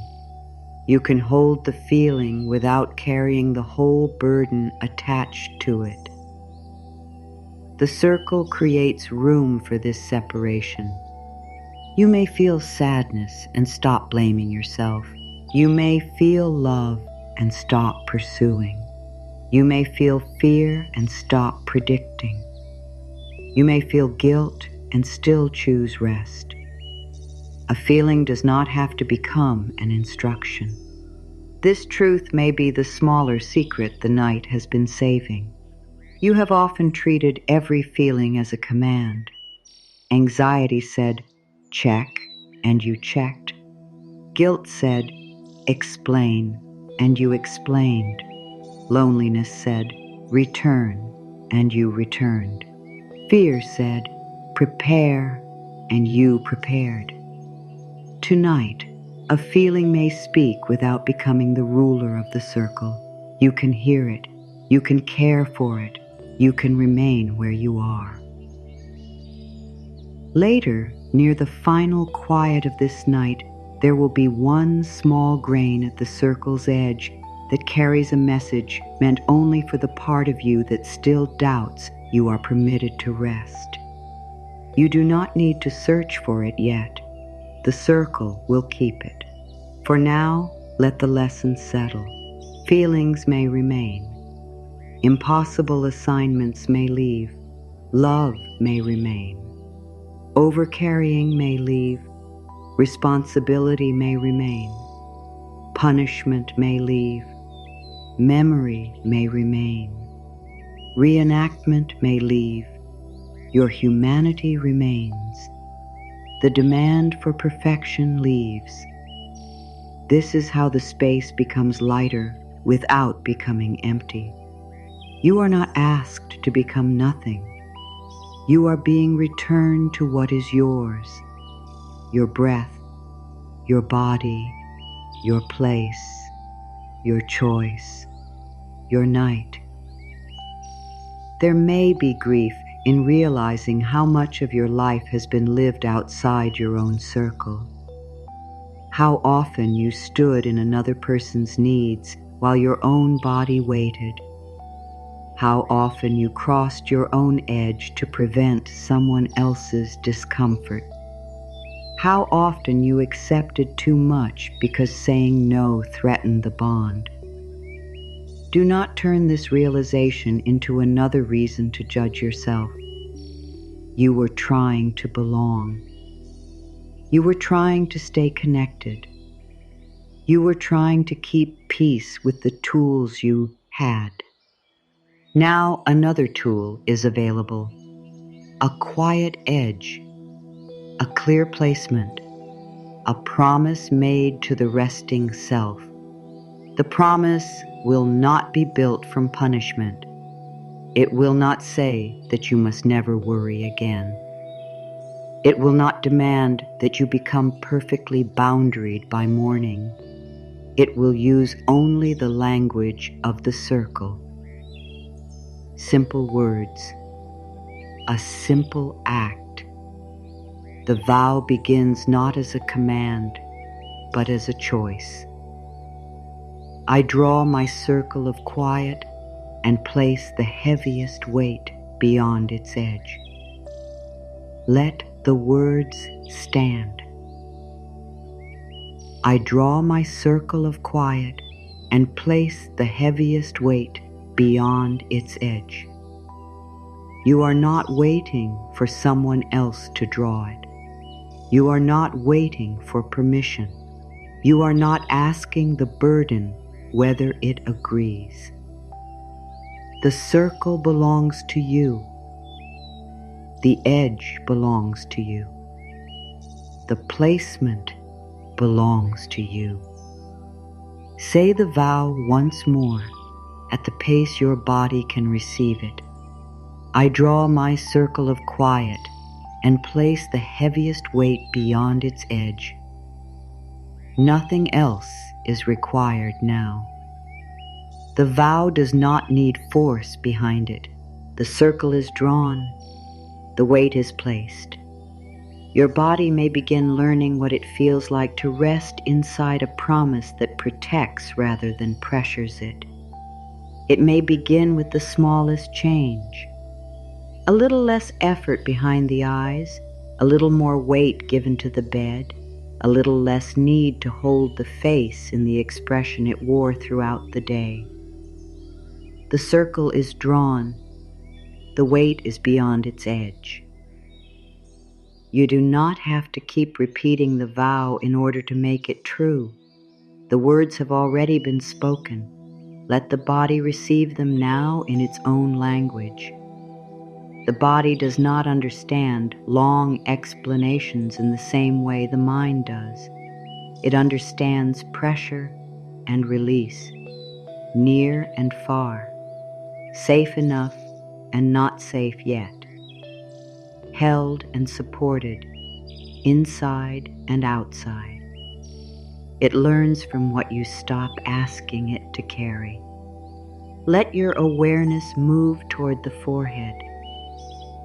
There may be a line of tension there, as though your thoughts have been pressing against the skin from within. The forehead may have spent the day lifting, narrowing, preparing, concentrating, and trying to understand. It tried to read expressions. It tried to solve what was not said. It tried to hold the future in place through thought.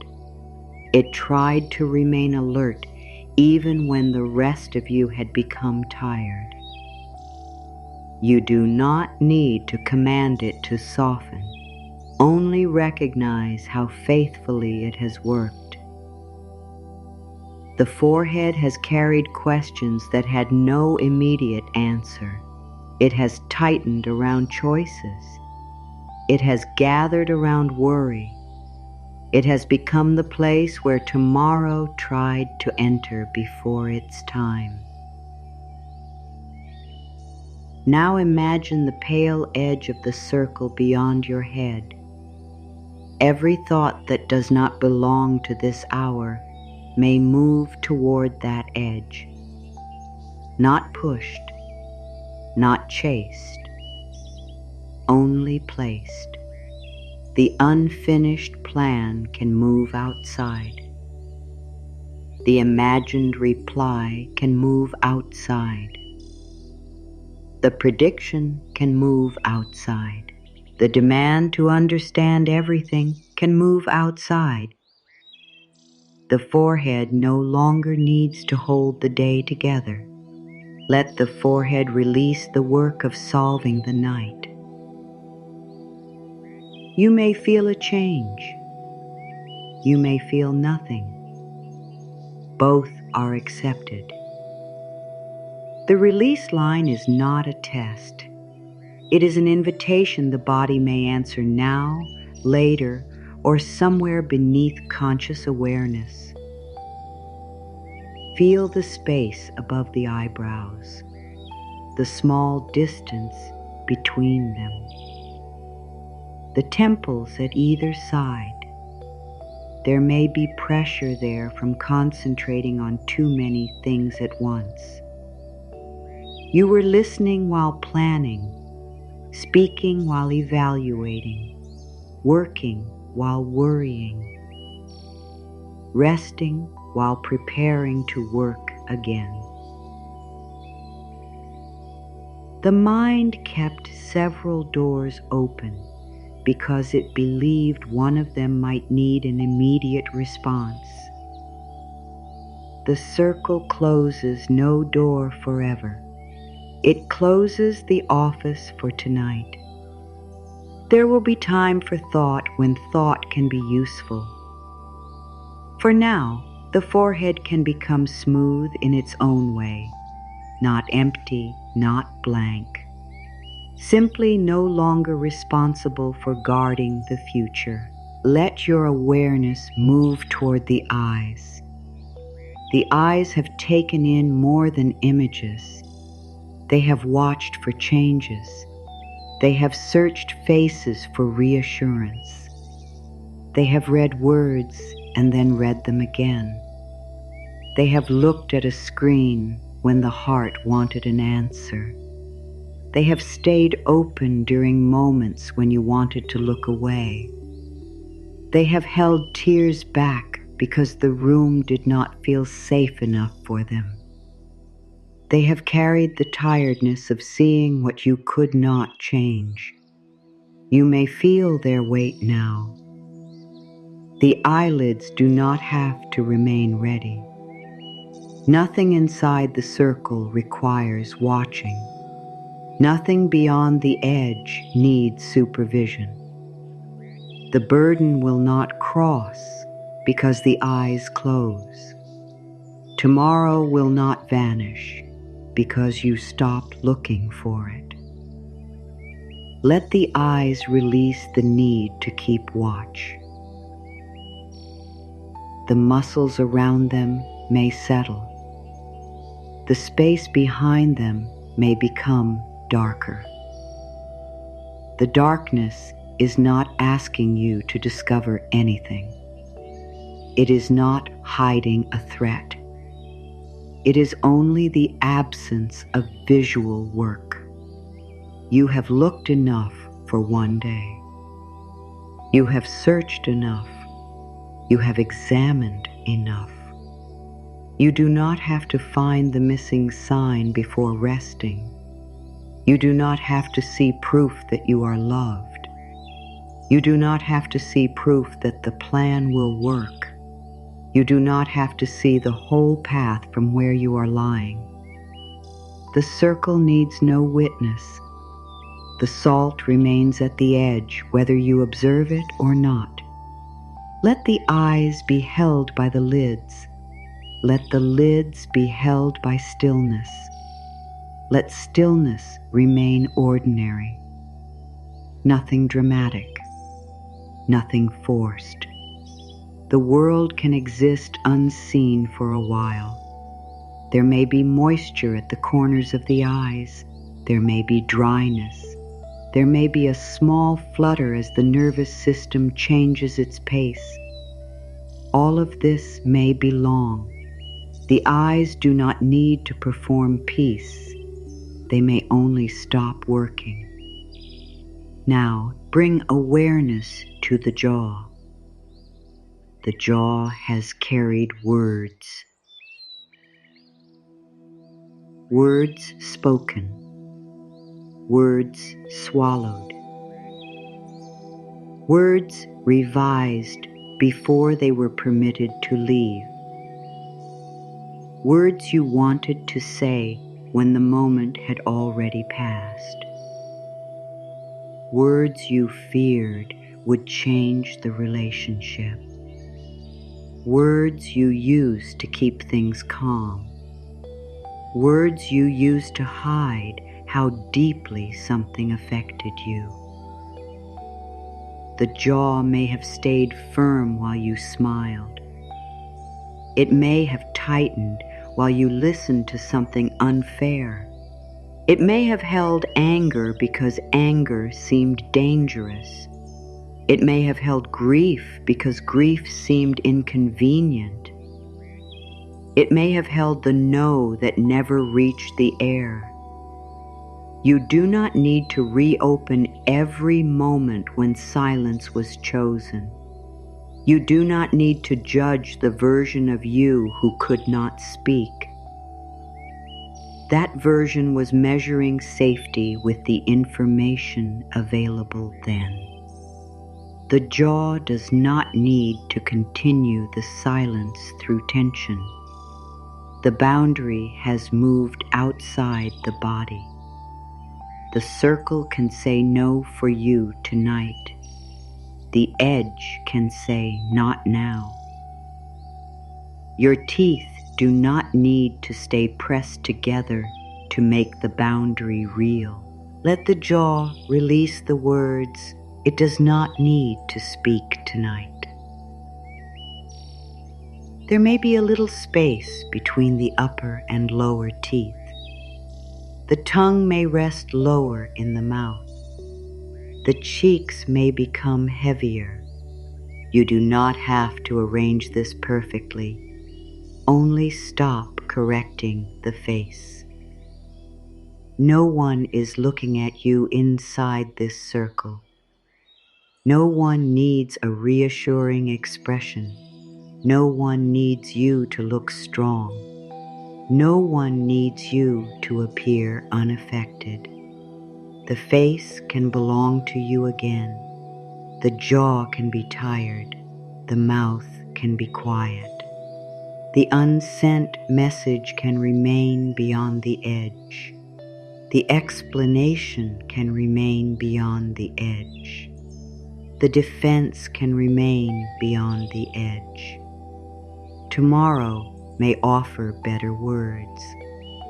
Tomorrow may reveal that no words are needed. Tonight, silence is not helplessness. It is rest. Let awareness move into the throat. The throat is a narrow passage through which so much has tried to move.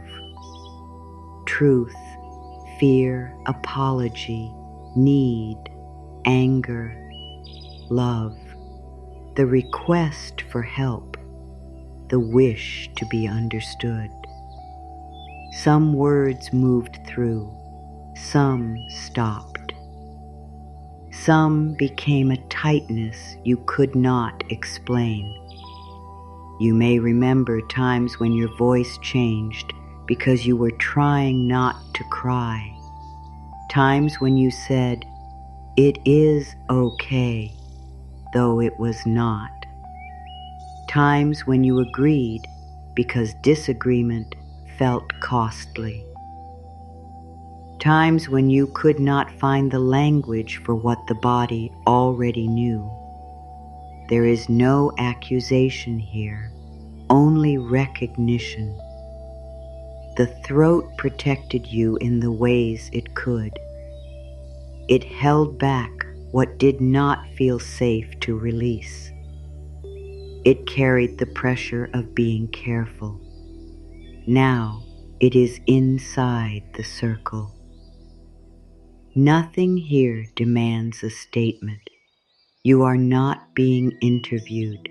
You are not being challenged. You are not required to name every feeling. You do not have to ask for permission to rest. Let the throat release the need to explain your boundary. Act Time 2.0's. The circle explains itself through its presence. The edge is enough. Your no does not always need a long history attached to it. Your pause does not require a defense.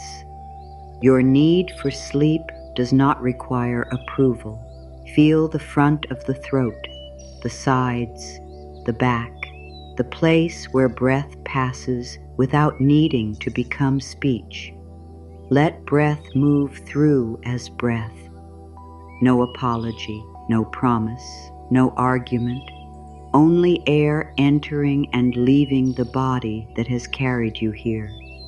The throat may feel open, it may still feel tight. Do not turn tightness into failure. You are not trying to force a gate. You are letting the guard know that no one needs entry tonight.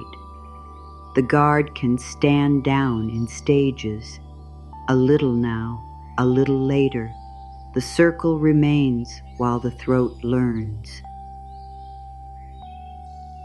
Bring awareness to the shoulders.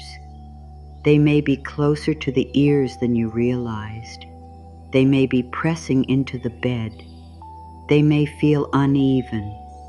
One may carry a different story from the other.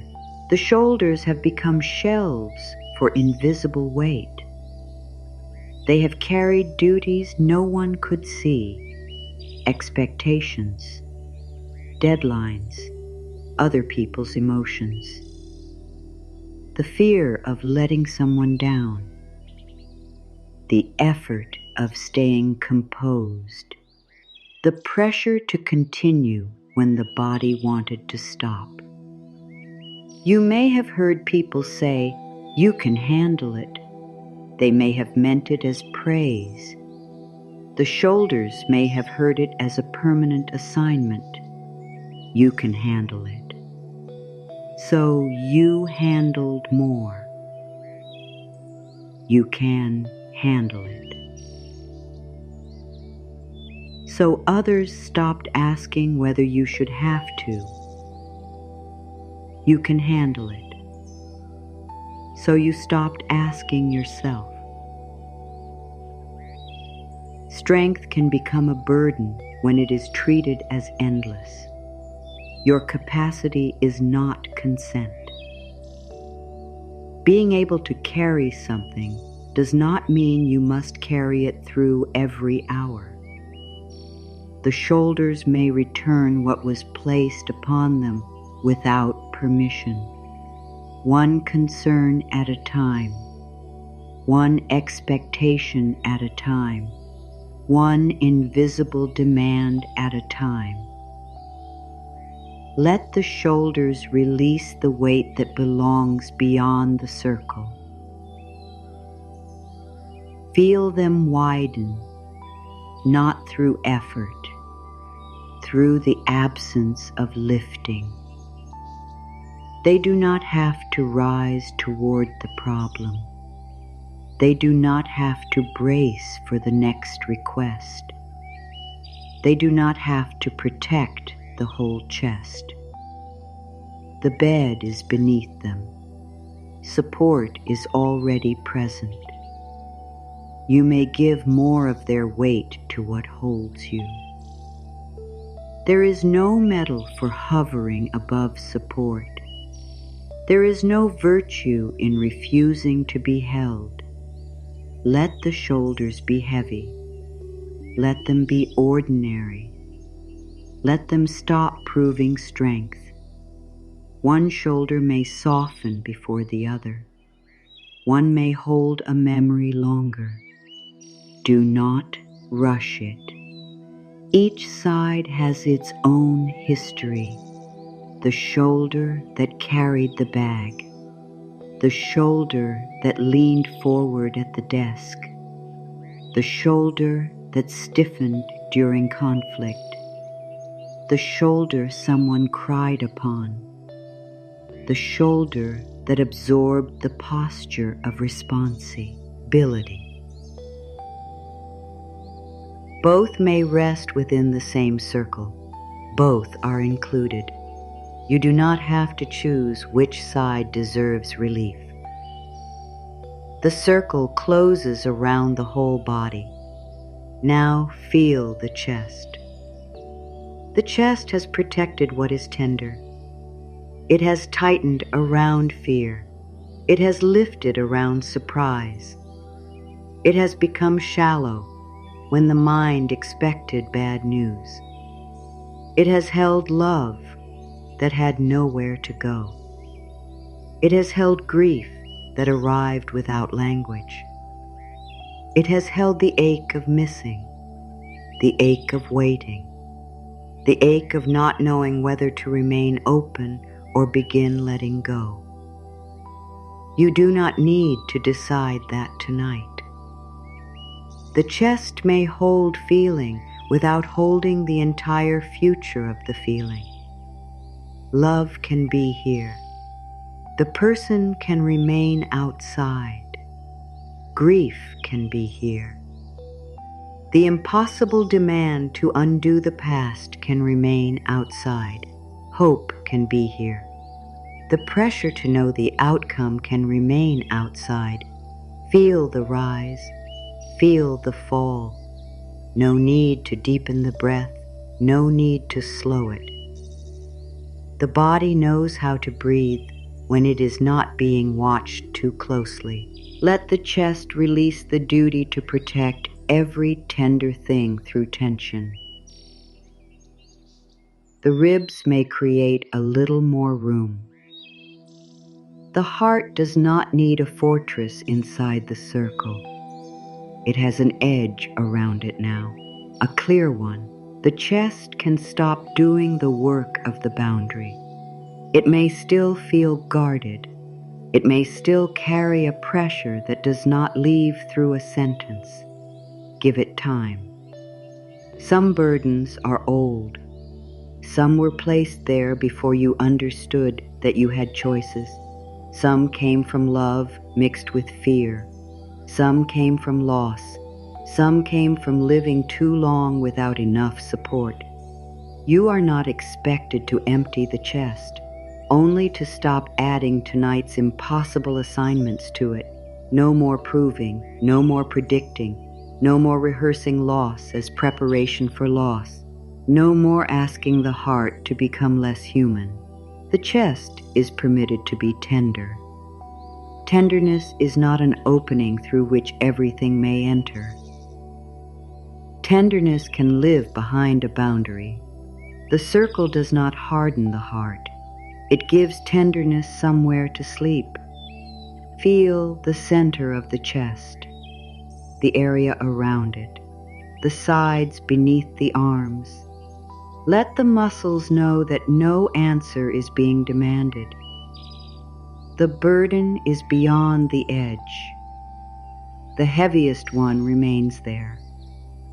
You do not have to check. You do not have to imagine it clearly. The placement is still true when attention moves elsewhere. Now bring awareness down the arms, the upper arms, the elbows, the forearms. They have reached for so much. Work, people, objects, phones, doors, tasks. They have carried, lifted, held, pushed, pulled, and offered. They have crossed distances on your behalf. They have moved before the mind had time to ask whether the movement was needed. The arms may have reached toward people who could not meet you. They may have tried to hold together what was already changing. They may have opened to comfort others while your own pain waited. There is nothing wrong with reaching. There is wisdom in knowing when the reach can end. The circle is wide enough for your arms to rest without extending beyond it. They do not need to cross the edge tonight. They do not need to retrieve the burden. They do not need to pull tomorrow closer. Let the arms grow quiet beside you. Feel their length. Feel their weight. Let the elbows stop preparing to move. Let the forearms be supported. The body may remain still without becoming powerless. Stillness is not the loss of action. It is action paused until it can serve you. Now move awareness into the hands. The hands may be open. They may be curled. They may be resting against fabric, skin, or air. They have carried the physical world. They have typed answers, prepared food, cleaned spaces, counted money, held another hand, wiped tears, signed papers, moved through ordinary tasks while the mind was somewhere else. They may have gripped the phone long after the conversation ended. They may have tightened when you wanted control. They may have trembled. They may have hidden in pockets. They may have remained busy because still hands made emotion easier to feel. Your hands do not need another task. They do not need to perform release. They are not required to open on command. Even closed hands can be resting hands. Even tense fingers can receive the message. Nothing must be held now. Let the hands release the need to keep hold of what has already been placed beyond the edge. Feel each palm, the back of each hand, the fingers, the thumbs, the small spaces between them. You may imagine a trace of salt dust where the burden once rested, not as residue of pain, but as proof that the placement is complete. The hands are inside. The weight is outside. The hands are inside. The weight is outside. They may forget and try to close around it again. The circle remembers for them. You do not have to use muscle to remember. The boundary holds the arrangement. Let the fingers rest in whatever shape they have chosen. No one is taking anything from you. You are not losing control of your life. You are giving the hands one night without the heaviest weight. That is all. One night, one empty place in the palms, one pause in the gripping. The hands may learn that emptiness can be safe. They may learn that not holding is different from having nothing. You still have yourself. You still have choice. You still have tomorrow. You still have the right to decide what is picked up again. Nothing crosses back into your hands without your participation. This is your circle. Now bring awareness toward the stomach. This may be where worry speaks most quickly. Before the mind has formed a sentence, the stomach may tighten. Before a situation becomes clear, the body may prepare. It may carry uncertainty like a knot. It may hold the fear of bad news, the fear of not having enough, the fear of making the wrong choice, the fear of being exposed, the fear of disappointing someone, the fear that peace will be interrupted. The stomach has tried to digest more than food. It has tried to digest conversations, changes, rejections, silence, news, loss, pressure. It has worked on experiences that could not be broken into simple meaning. No wonder it becomes tired. No wonder it resists the night when the day remains unfinished. Place awareness there without demanding comfort. You do not have to make the stomach calm. You may acknowledge its vigilance. It was listening. It was preparing. It was trying to tell you when something felt uncertain. Thank it without giving it another assignment. Let the stomach release the future it cannot digest tonight. Ciao. The future does not belong inside the body before it arrives. Tomorrow's conversation is not food for this hour. Tomorrow's bill is not inside the bed. Tomorrow's choice is not pressing against the skin. The body may feel as though these things are here. The circle marks the truth.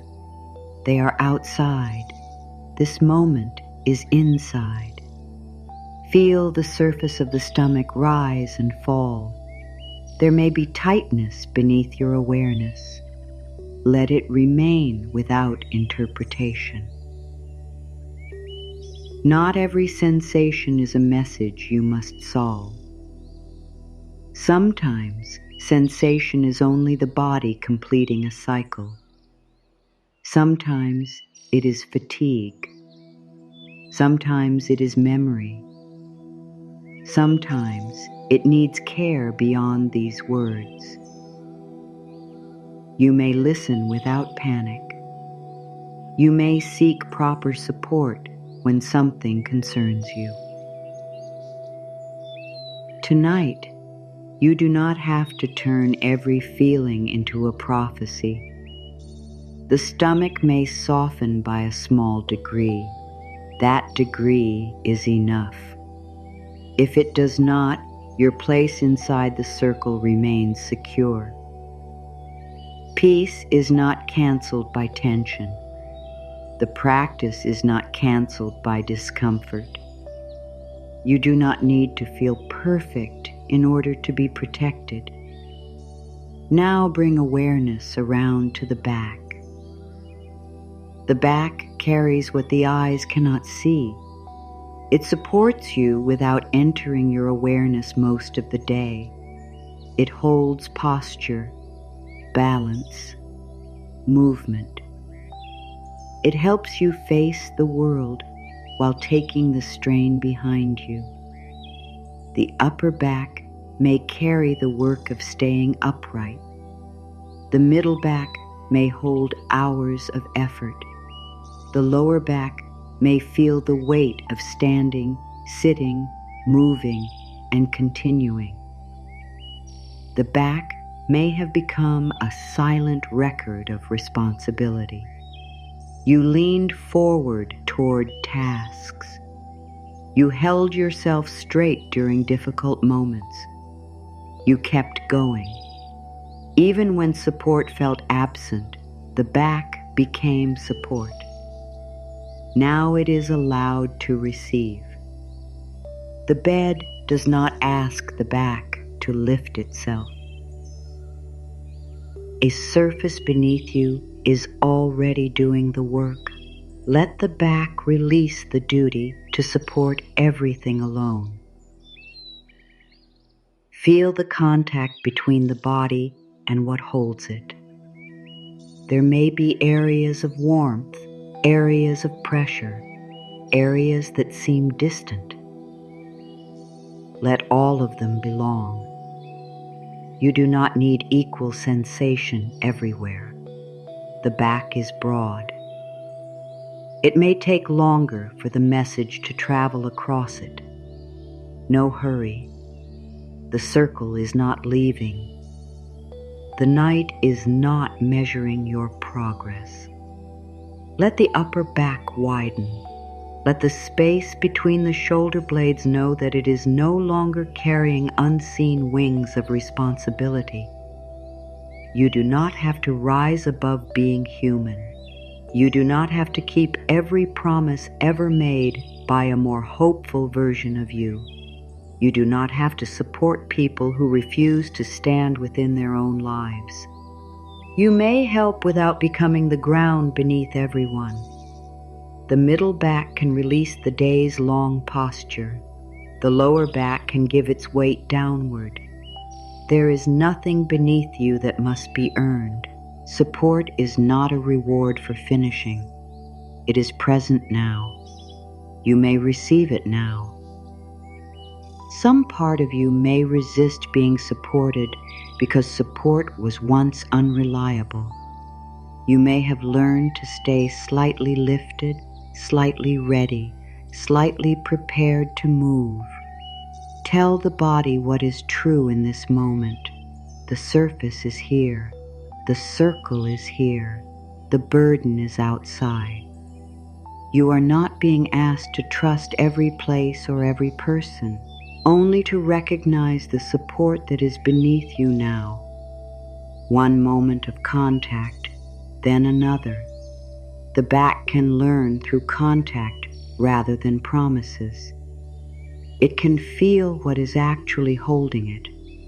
No grand faith required, only weight meeting support. Now let awareness move toward the hips. The hips connect the upper body with the legs. They carry movement and stillness. They help you turn, rise, sit, walk, and change direction. They may hold the fatigue of going forward when you did not know where forward led. They may carry the tension of wanting to leave and feeling unable to move.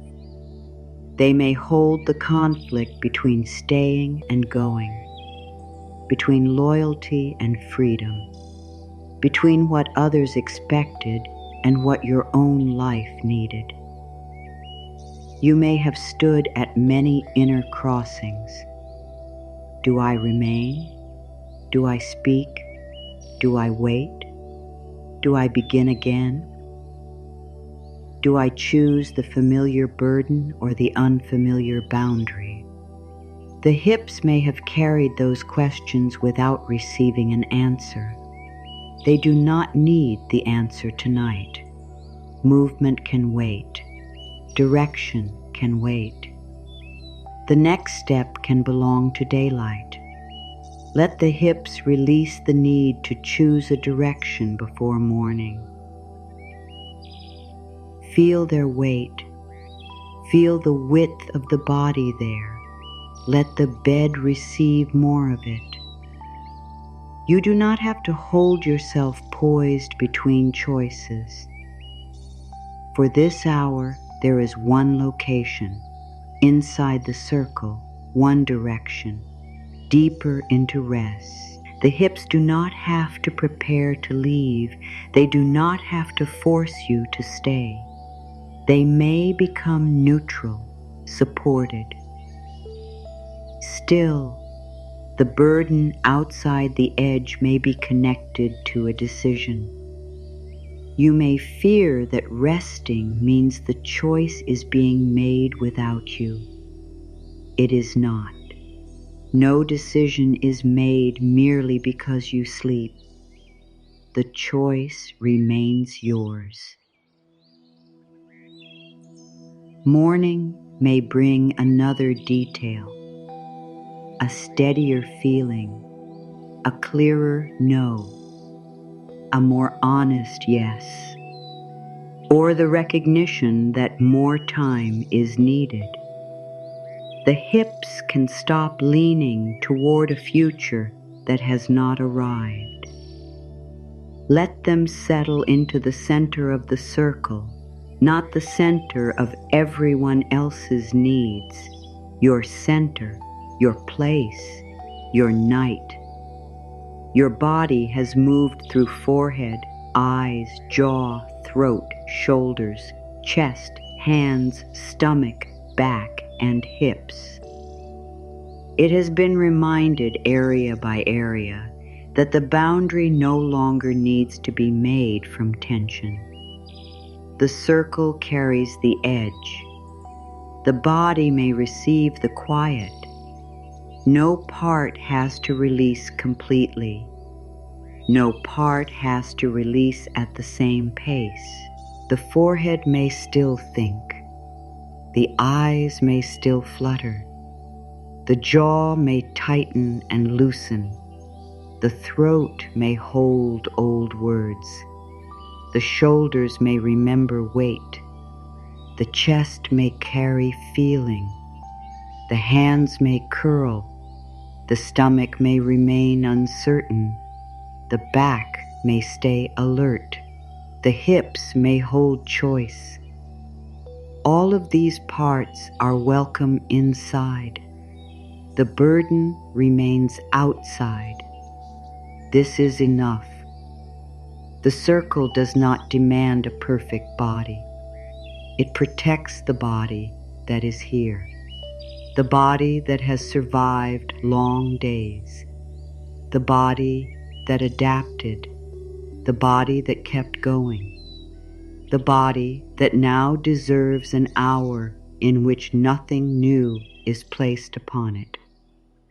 Let the upper body grow quieter. Let the middle of the body become heavier. Let the edge remain clear. The next movement will travel lower, toward the legs that have carried you through every place you had to go, toward the feet that have remained beneath you even when the path felt uncertain. There is no need to follow closely. You may drift before the journey reaches them. Nothing will be missed. The circle knows where you are. The weight knows where it must remain. The body is learning that it may rest without losing its place in the world. Let awareness move toward the legs. The thighs have carried you forward through days you did not feel ready to enter. They have helped you rise when part of you wanted to remain still.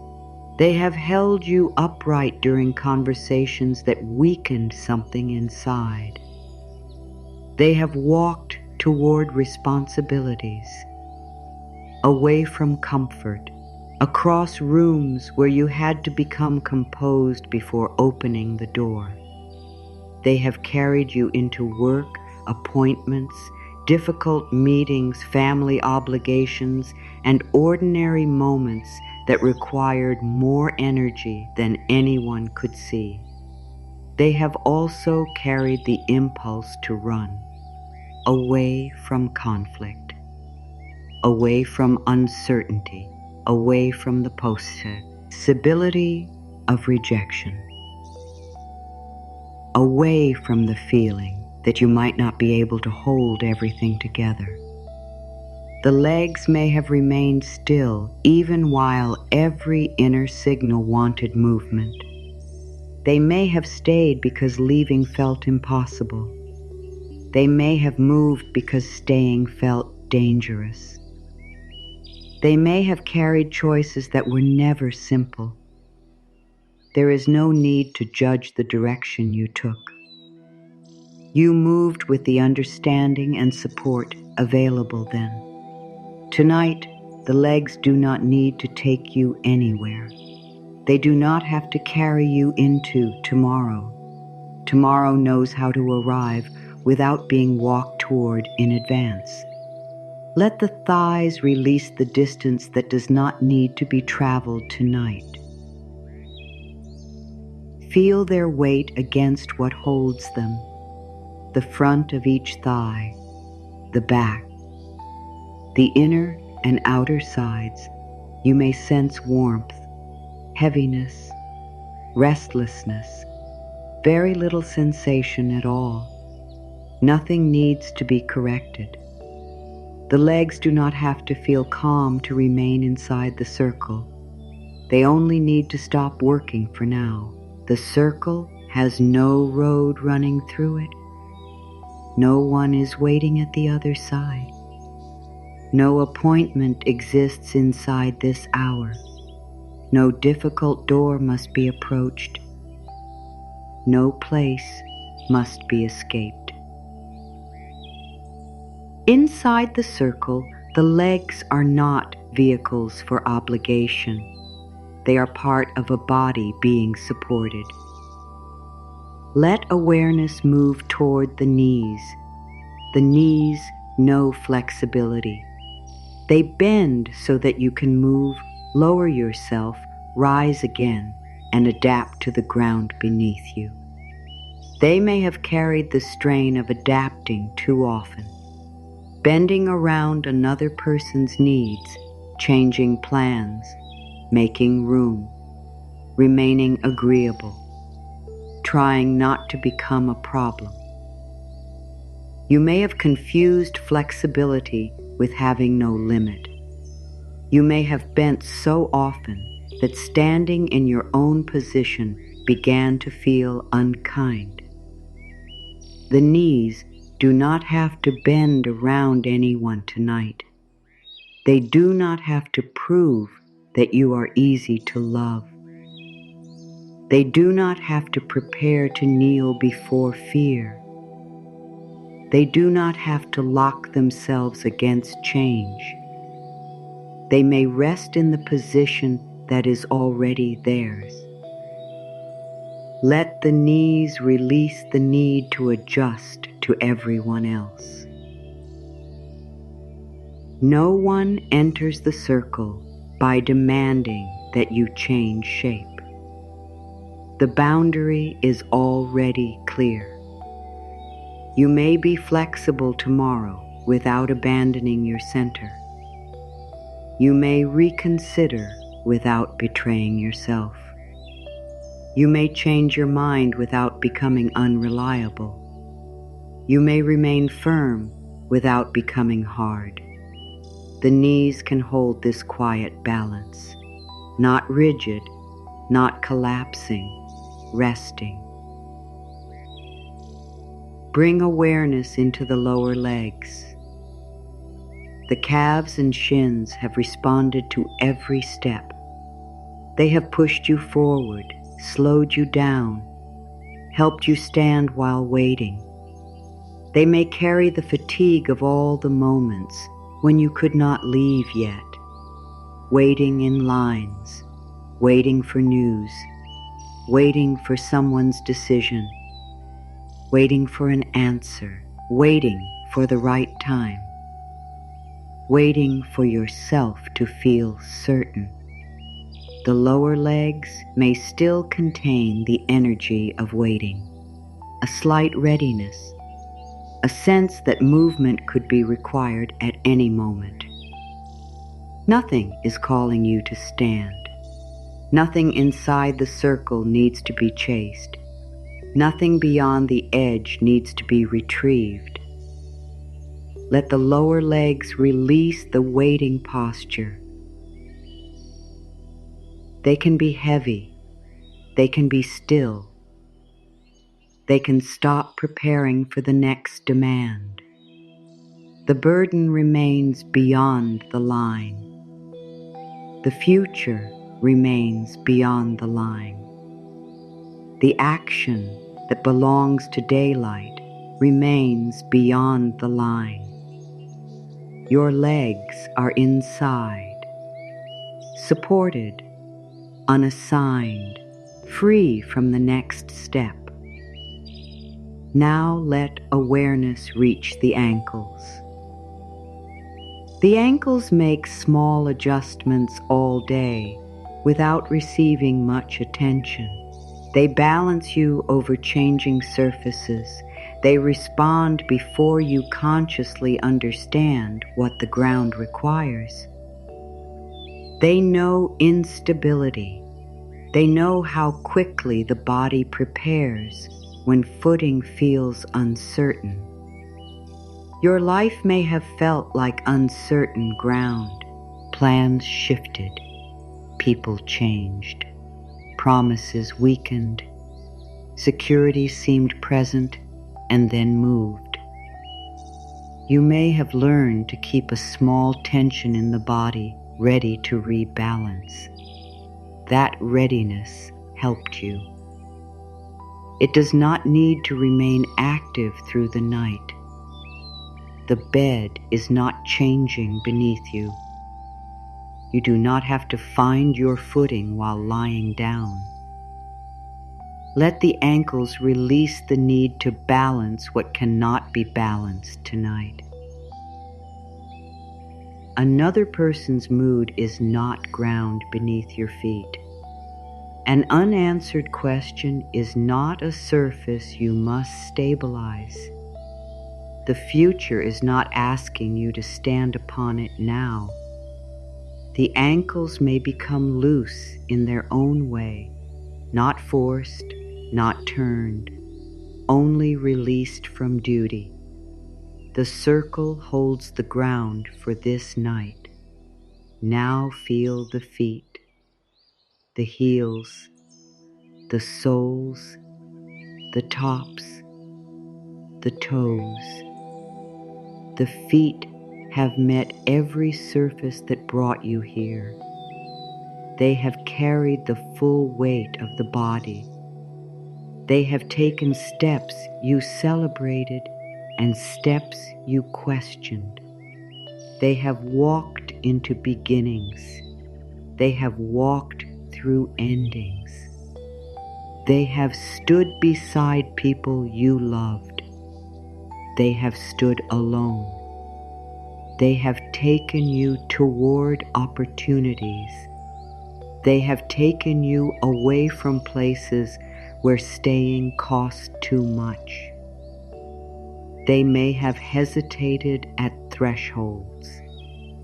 They may have moved before your courage felt complete.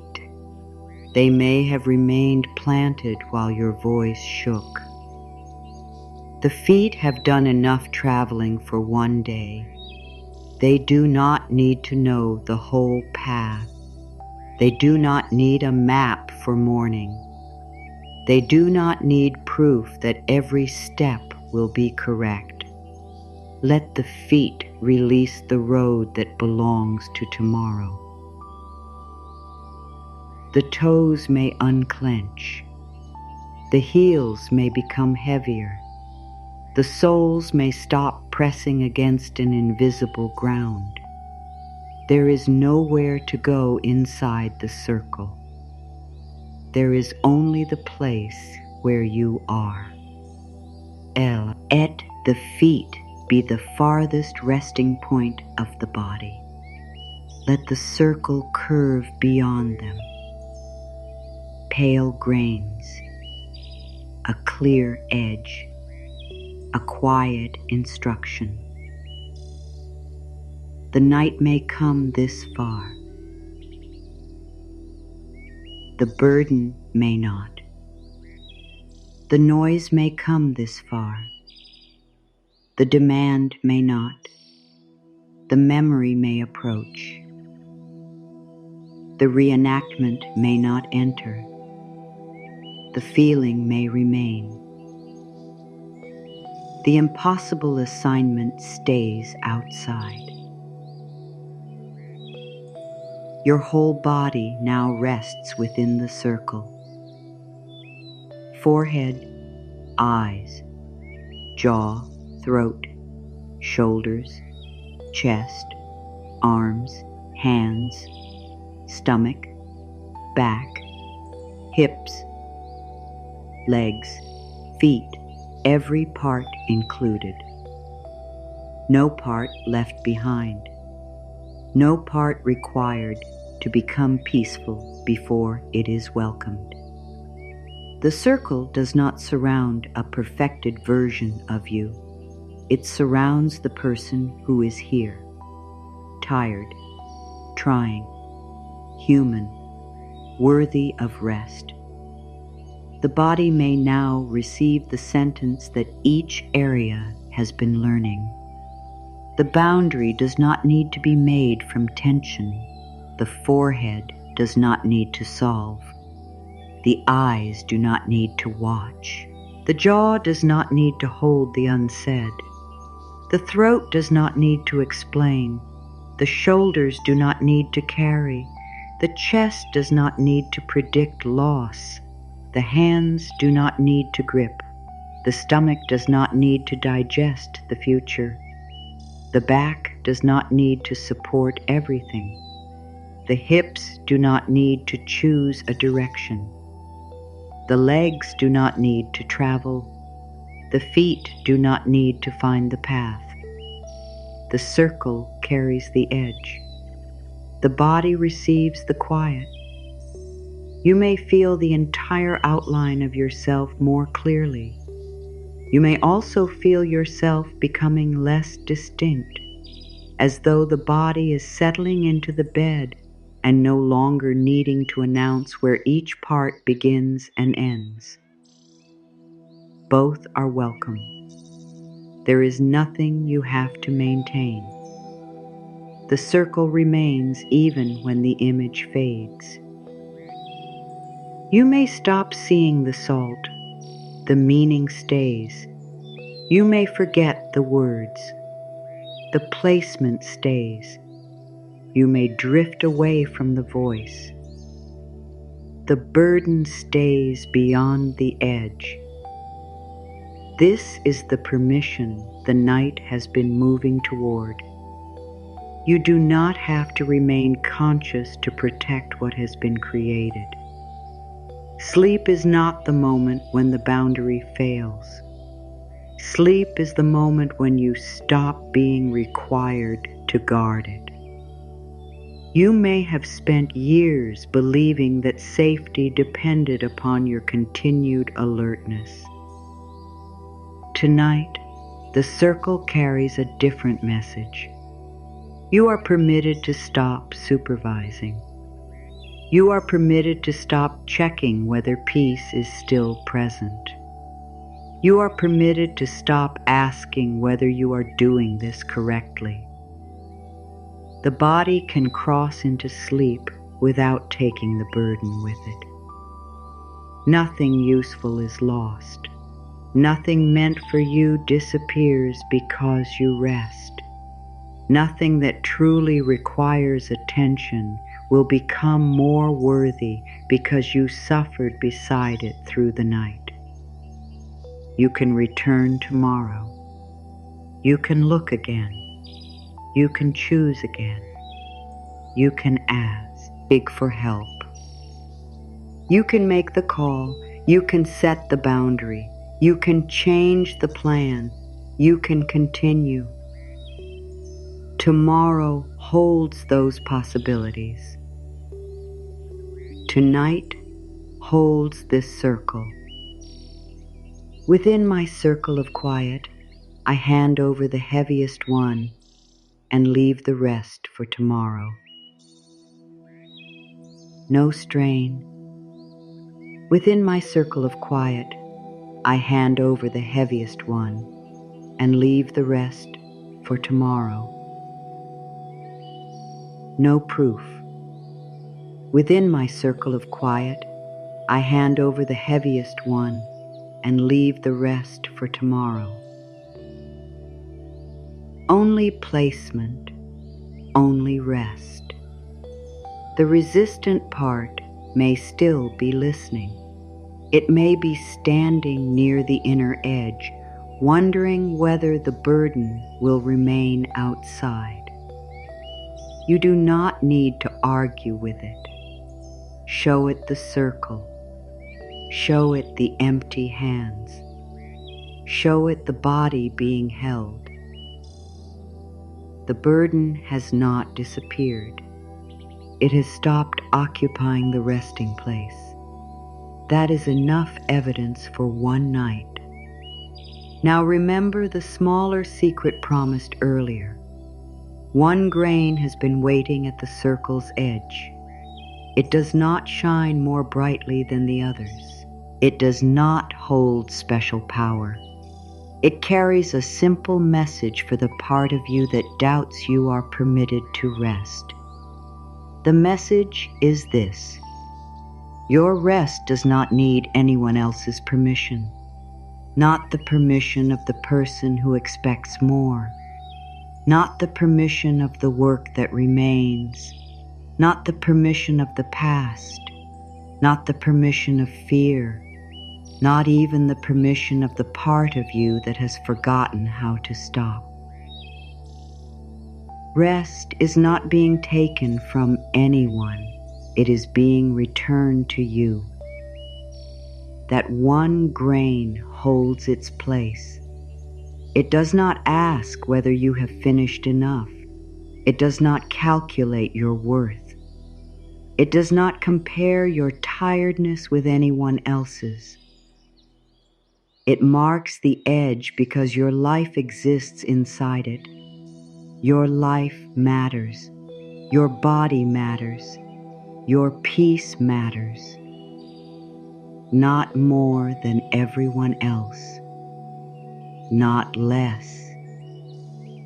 It matters. Let the message move through the circle, grain to grain, edge to edge. Rest needs no outside permission. The burden may wait. The answer may wait. The explanation may wait. The decision may wait. The proof may wait. The healing may unfold at a human pace. No one is grading the speed. No one is counting how many thoughts remain. You may have many thoughts and still rest. You may feel grief and still rest. You may feel uncertain and still rest. You may miss someone and still rest. You may be angry and still rest. You may not know what to do and still rest. Peace is not the reward given only after every feeling disappears. Peace can sit beside a feeling. It can create space around it. It can keep the feeling from becoming the whole world. Inside the circle, sadness is one feeling, fear is one feeling, longing is one feeling. None of them becomes the whole night. The night is larger. The circle is wider. Your life contains more than this burden, even when the burden has been loud, even when it has occupied many days, even when it has changed the way you see yourself. It is not the whole of you. There is a part of you beneath the carrying, a part that does not need to prove strength, a part that can be quiet without disappearing, a part that knows how to receive support, a part that has waited for you to return. You do not have to find that part through effort. It is already inside the circle.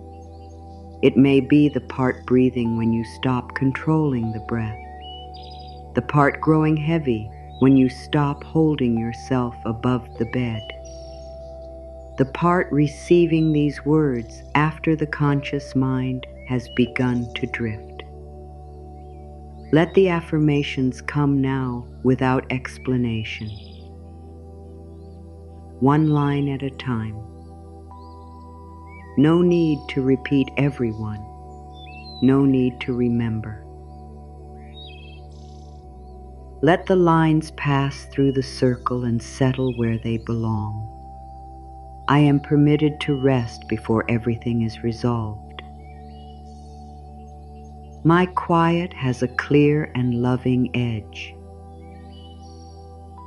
I can care without carrying every burden through the night.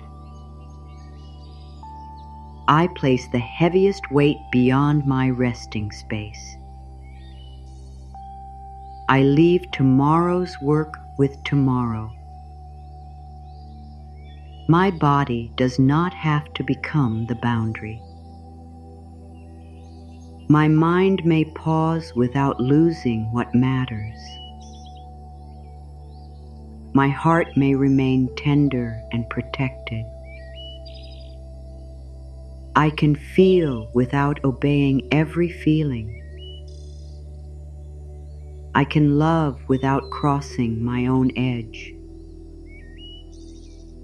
I can wait without punishing myself. I can choose again in daylight. I am not required to solve uncertainty from exhaustion. My worth does not depend on endless availability. My peace does not need to be earned. Rest does not make me careless. A pause does not erase responsibility. A boundary does not erase love. I may protect what is tender.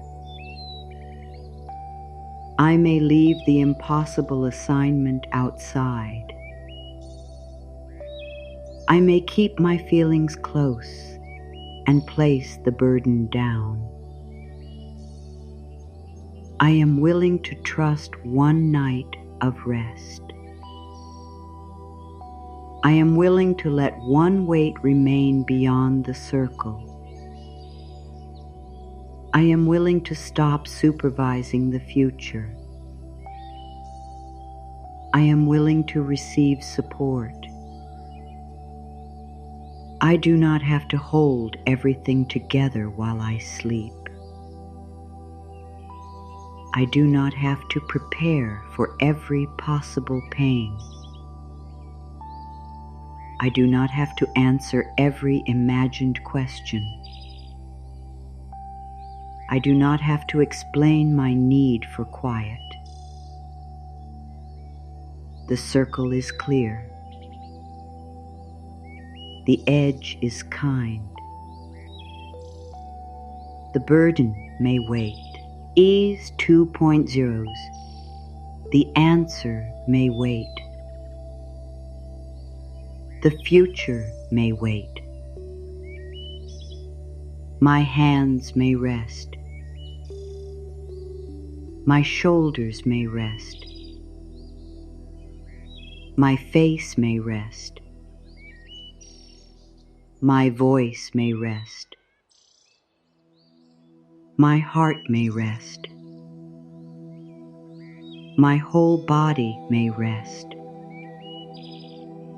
I am inside. The weight is outside. I am here. Tomorrow is there. This breath is enough. This place is enough. This night is enough. Quiet within. Weight beyond. Clear edge. Empty hands. Soft eyes. Loose jaw.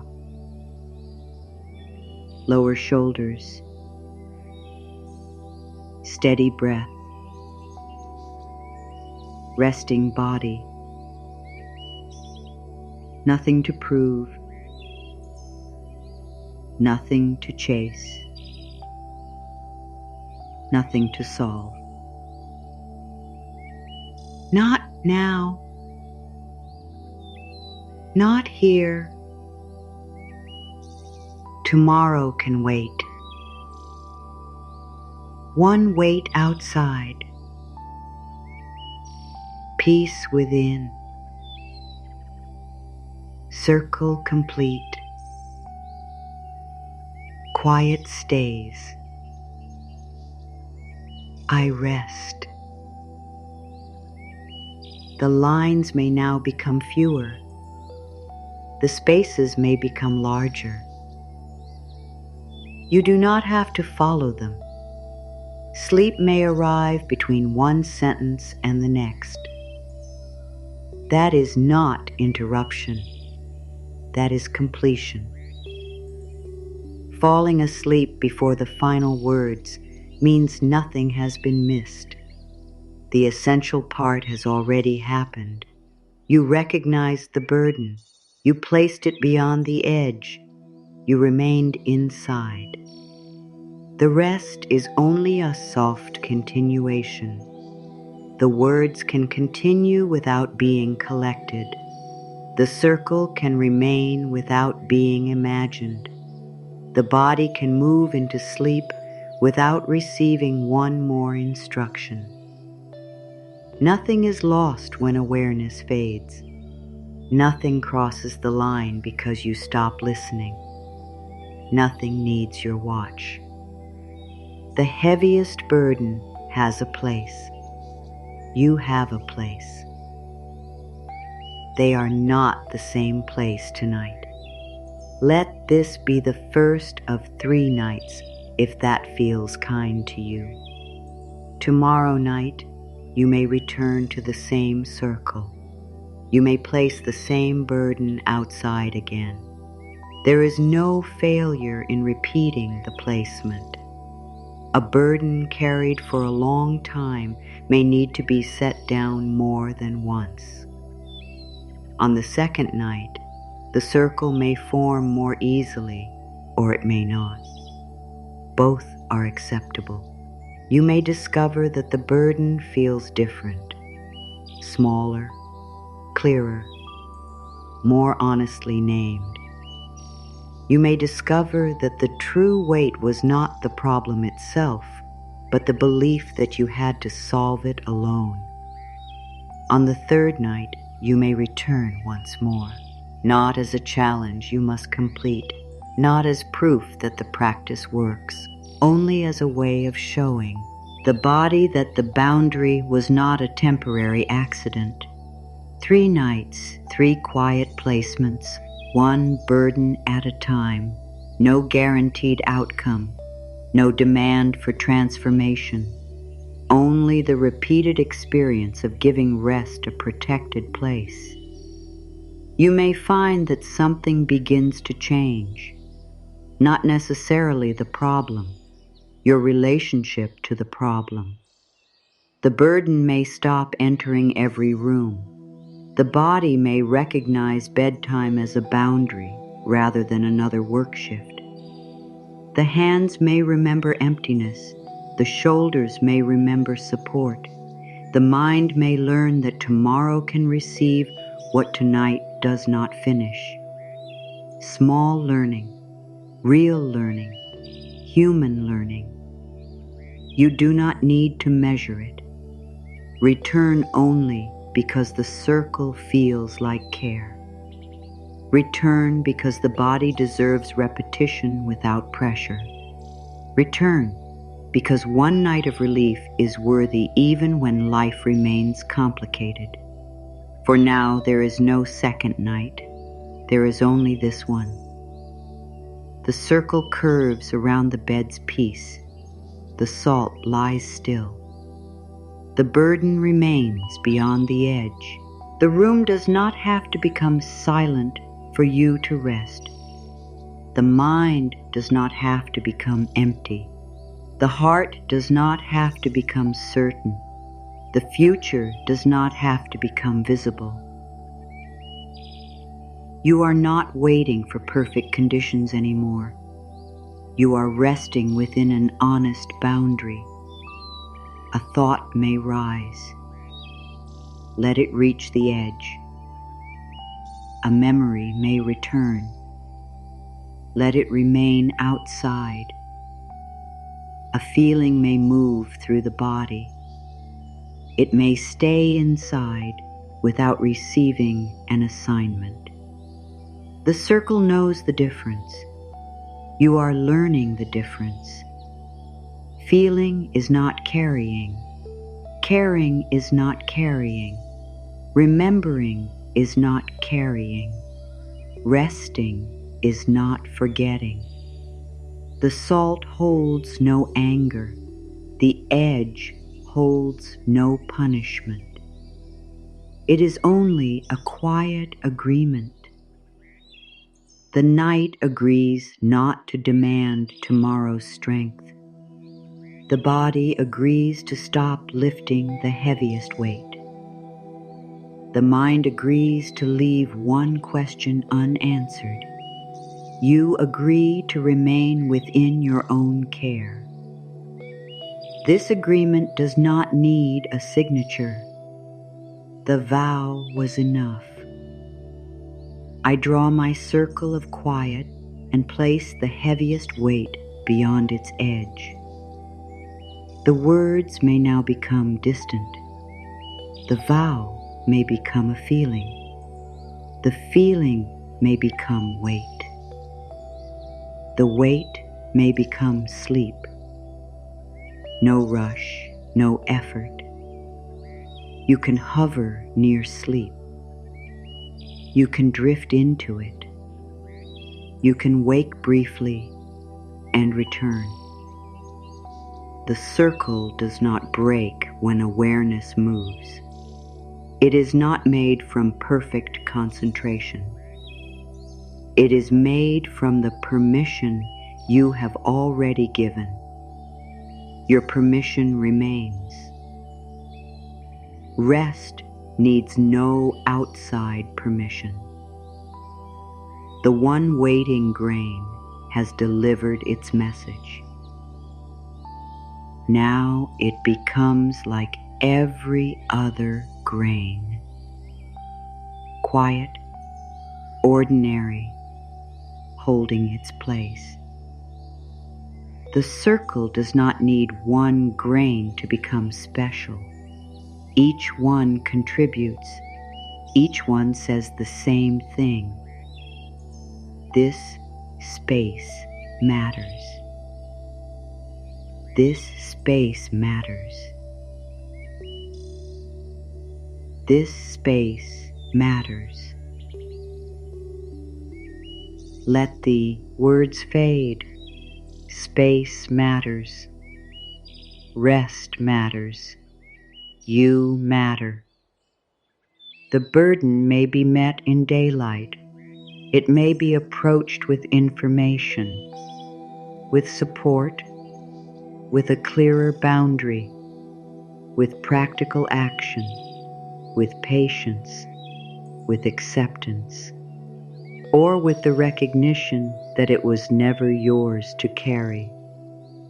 You do not need to choose which tonight. Morning may hold a wider view. Morning may not provide every answer. It does not have to. The promise was never that everything would be solved by sunrise. The promise was smaller and kinder. Hand over the heaviest one. Keep the rest for tomorrow. You have done enough. You do not need to pick up the other burdens one by one. They can remain beyond the edge with the first. Tomorrow may sort them. Tomorrow may reduce them. Tomorrow may show you which are real and which were fear. Tonight does not need to know. The circle is complete. The bed is held within it. The body is held by the bed. The breath is held by the body. Nothing else needs to be held by you. All is well in your world for this one quiet moment. Not because every circumstance is perfect, because you are no longer demanding that this moment contain the whole answer. One moment may be enough, then another, or no more moments consciously noticed. Sleep may take the rest. Let it. You are not leaving your life. You are returning strength to it. You are not abandoning responsibility. You are giving responsibility a rested place to return to. You are not denying the burden. You are refusing to make your body its bed. The salt is still. The edge is clear. The weight is beyond it. Your hands are empty. Your forehead is free from duty. Your eyes no longer need proof. Your jaw no longer needs a defense. Your throat no longer needs an explanation. Your shoulders no longer need the whole world. Your chest may remain tender. Your stomach may remain human. Your back may receive support. Your hips may stop choosing. Your legs may stop traveling. Your feet may stop searching for ground. You are here, inside, resting. The night can continue. The circle can remain. Morning knows where to find you. You do not need to go looking for it. The pale grains keep their places without effort. The heaviest weight rests beyond them without entering. Your breathing becomes quieter than the questions. Your body settles deeper than the worry. The edge holds. The quiet stays. Morning waits peacefully beyond the circle.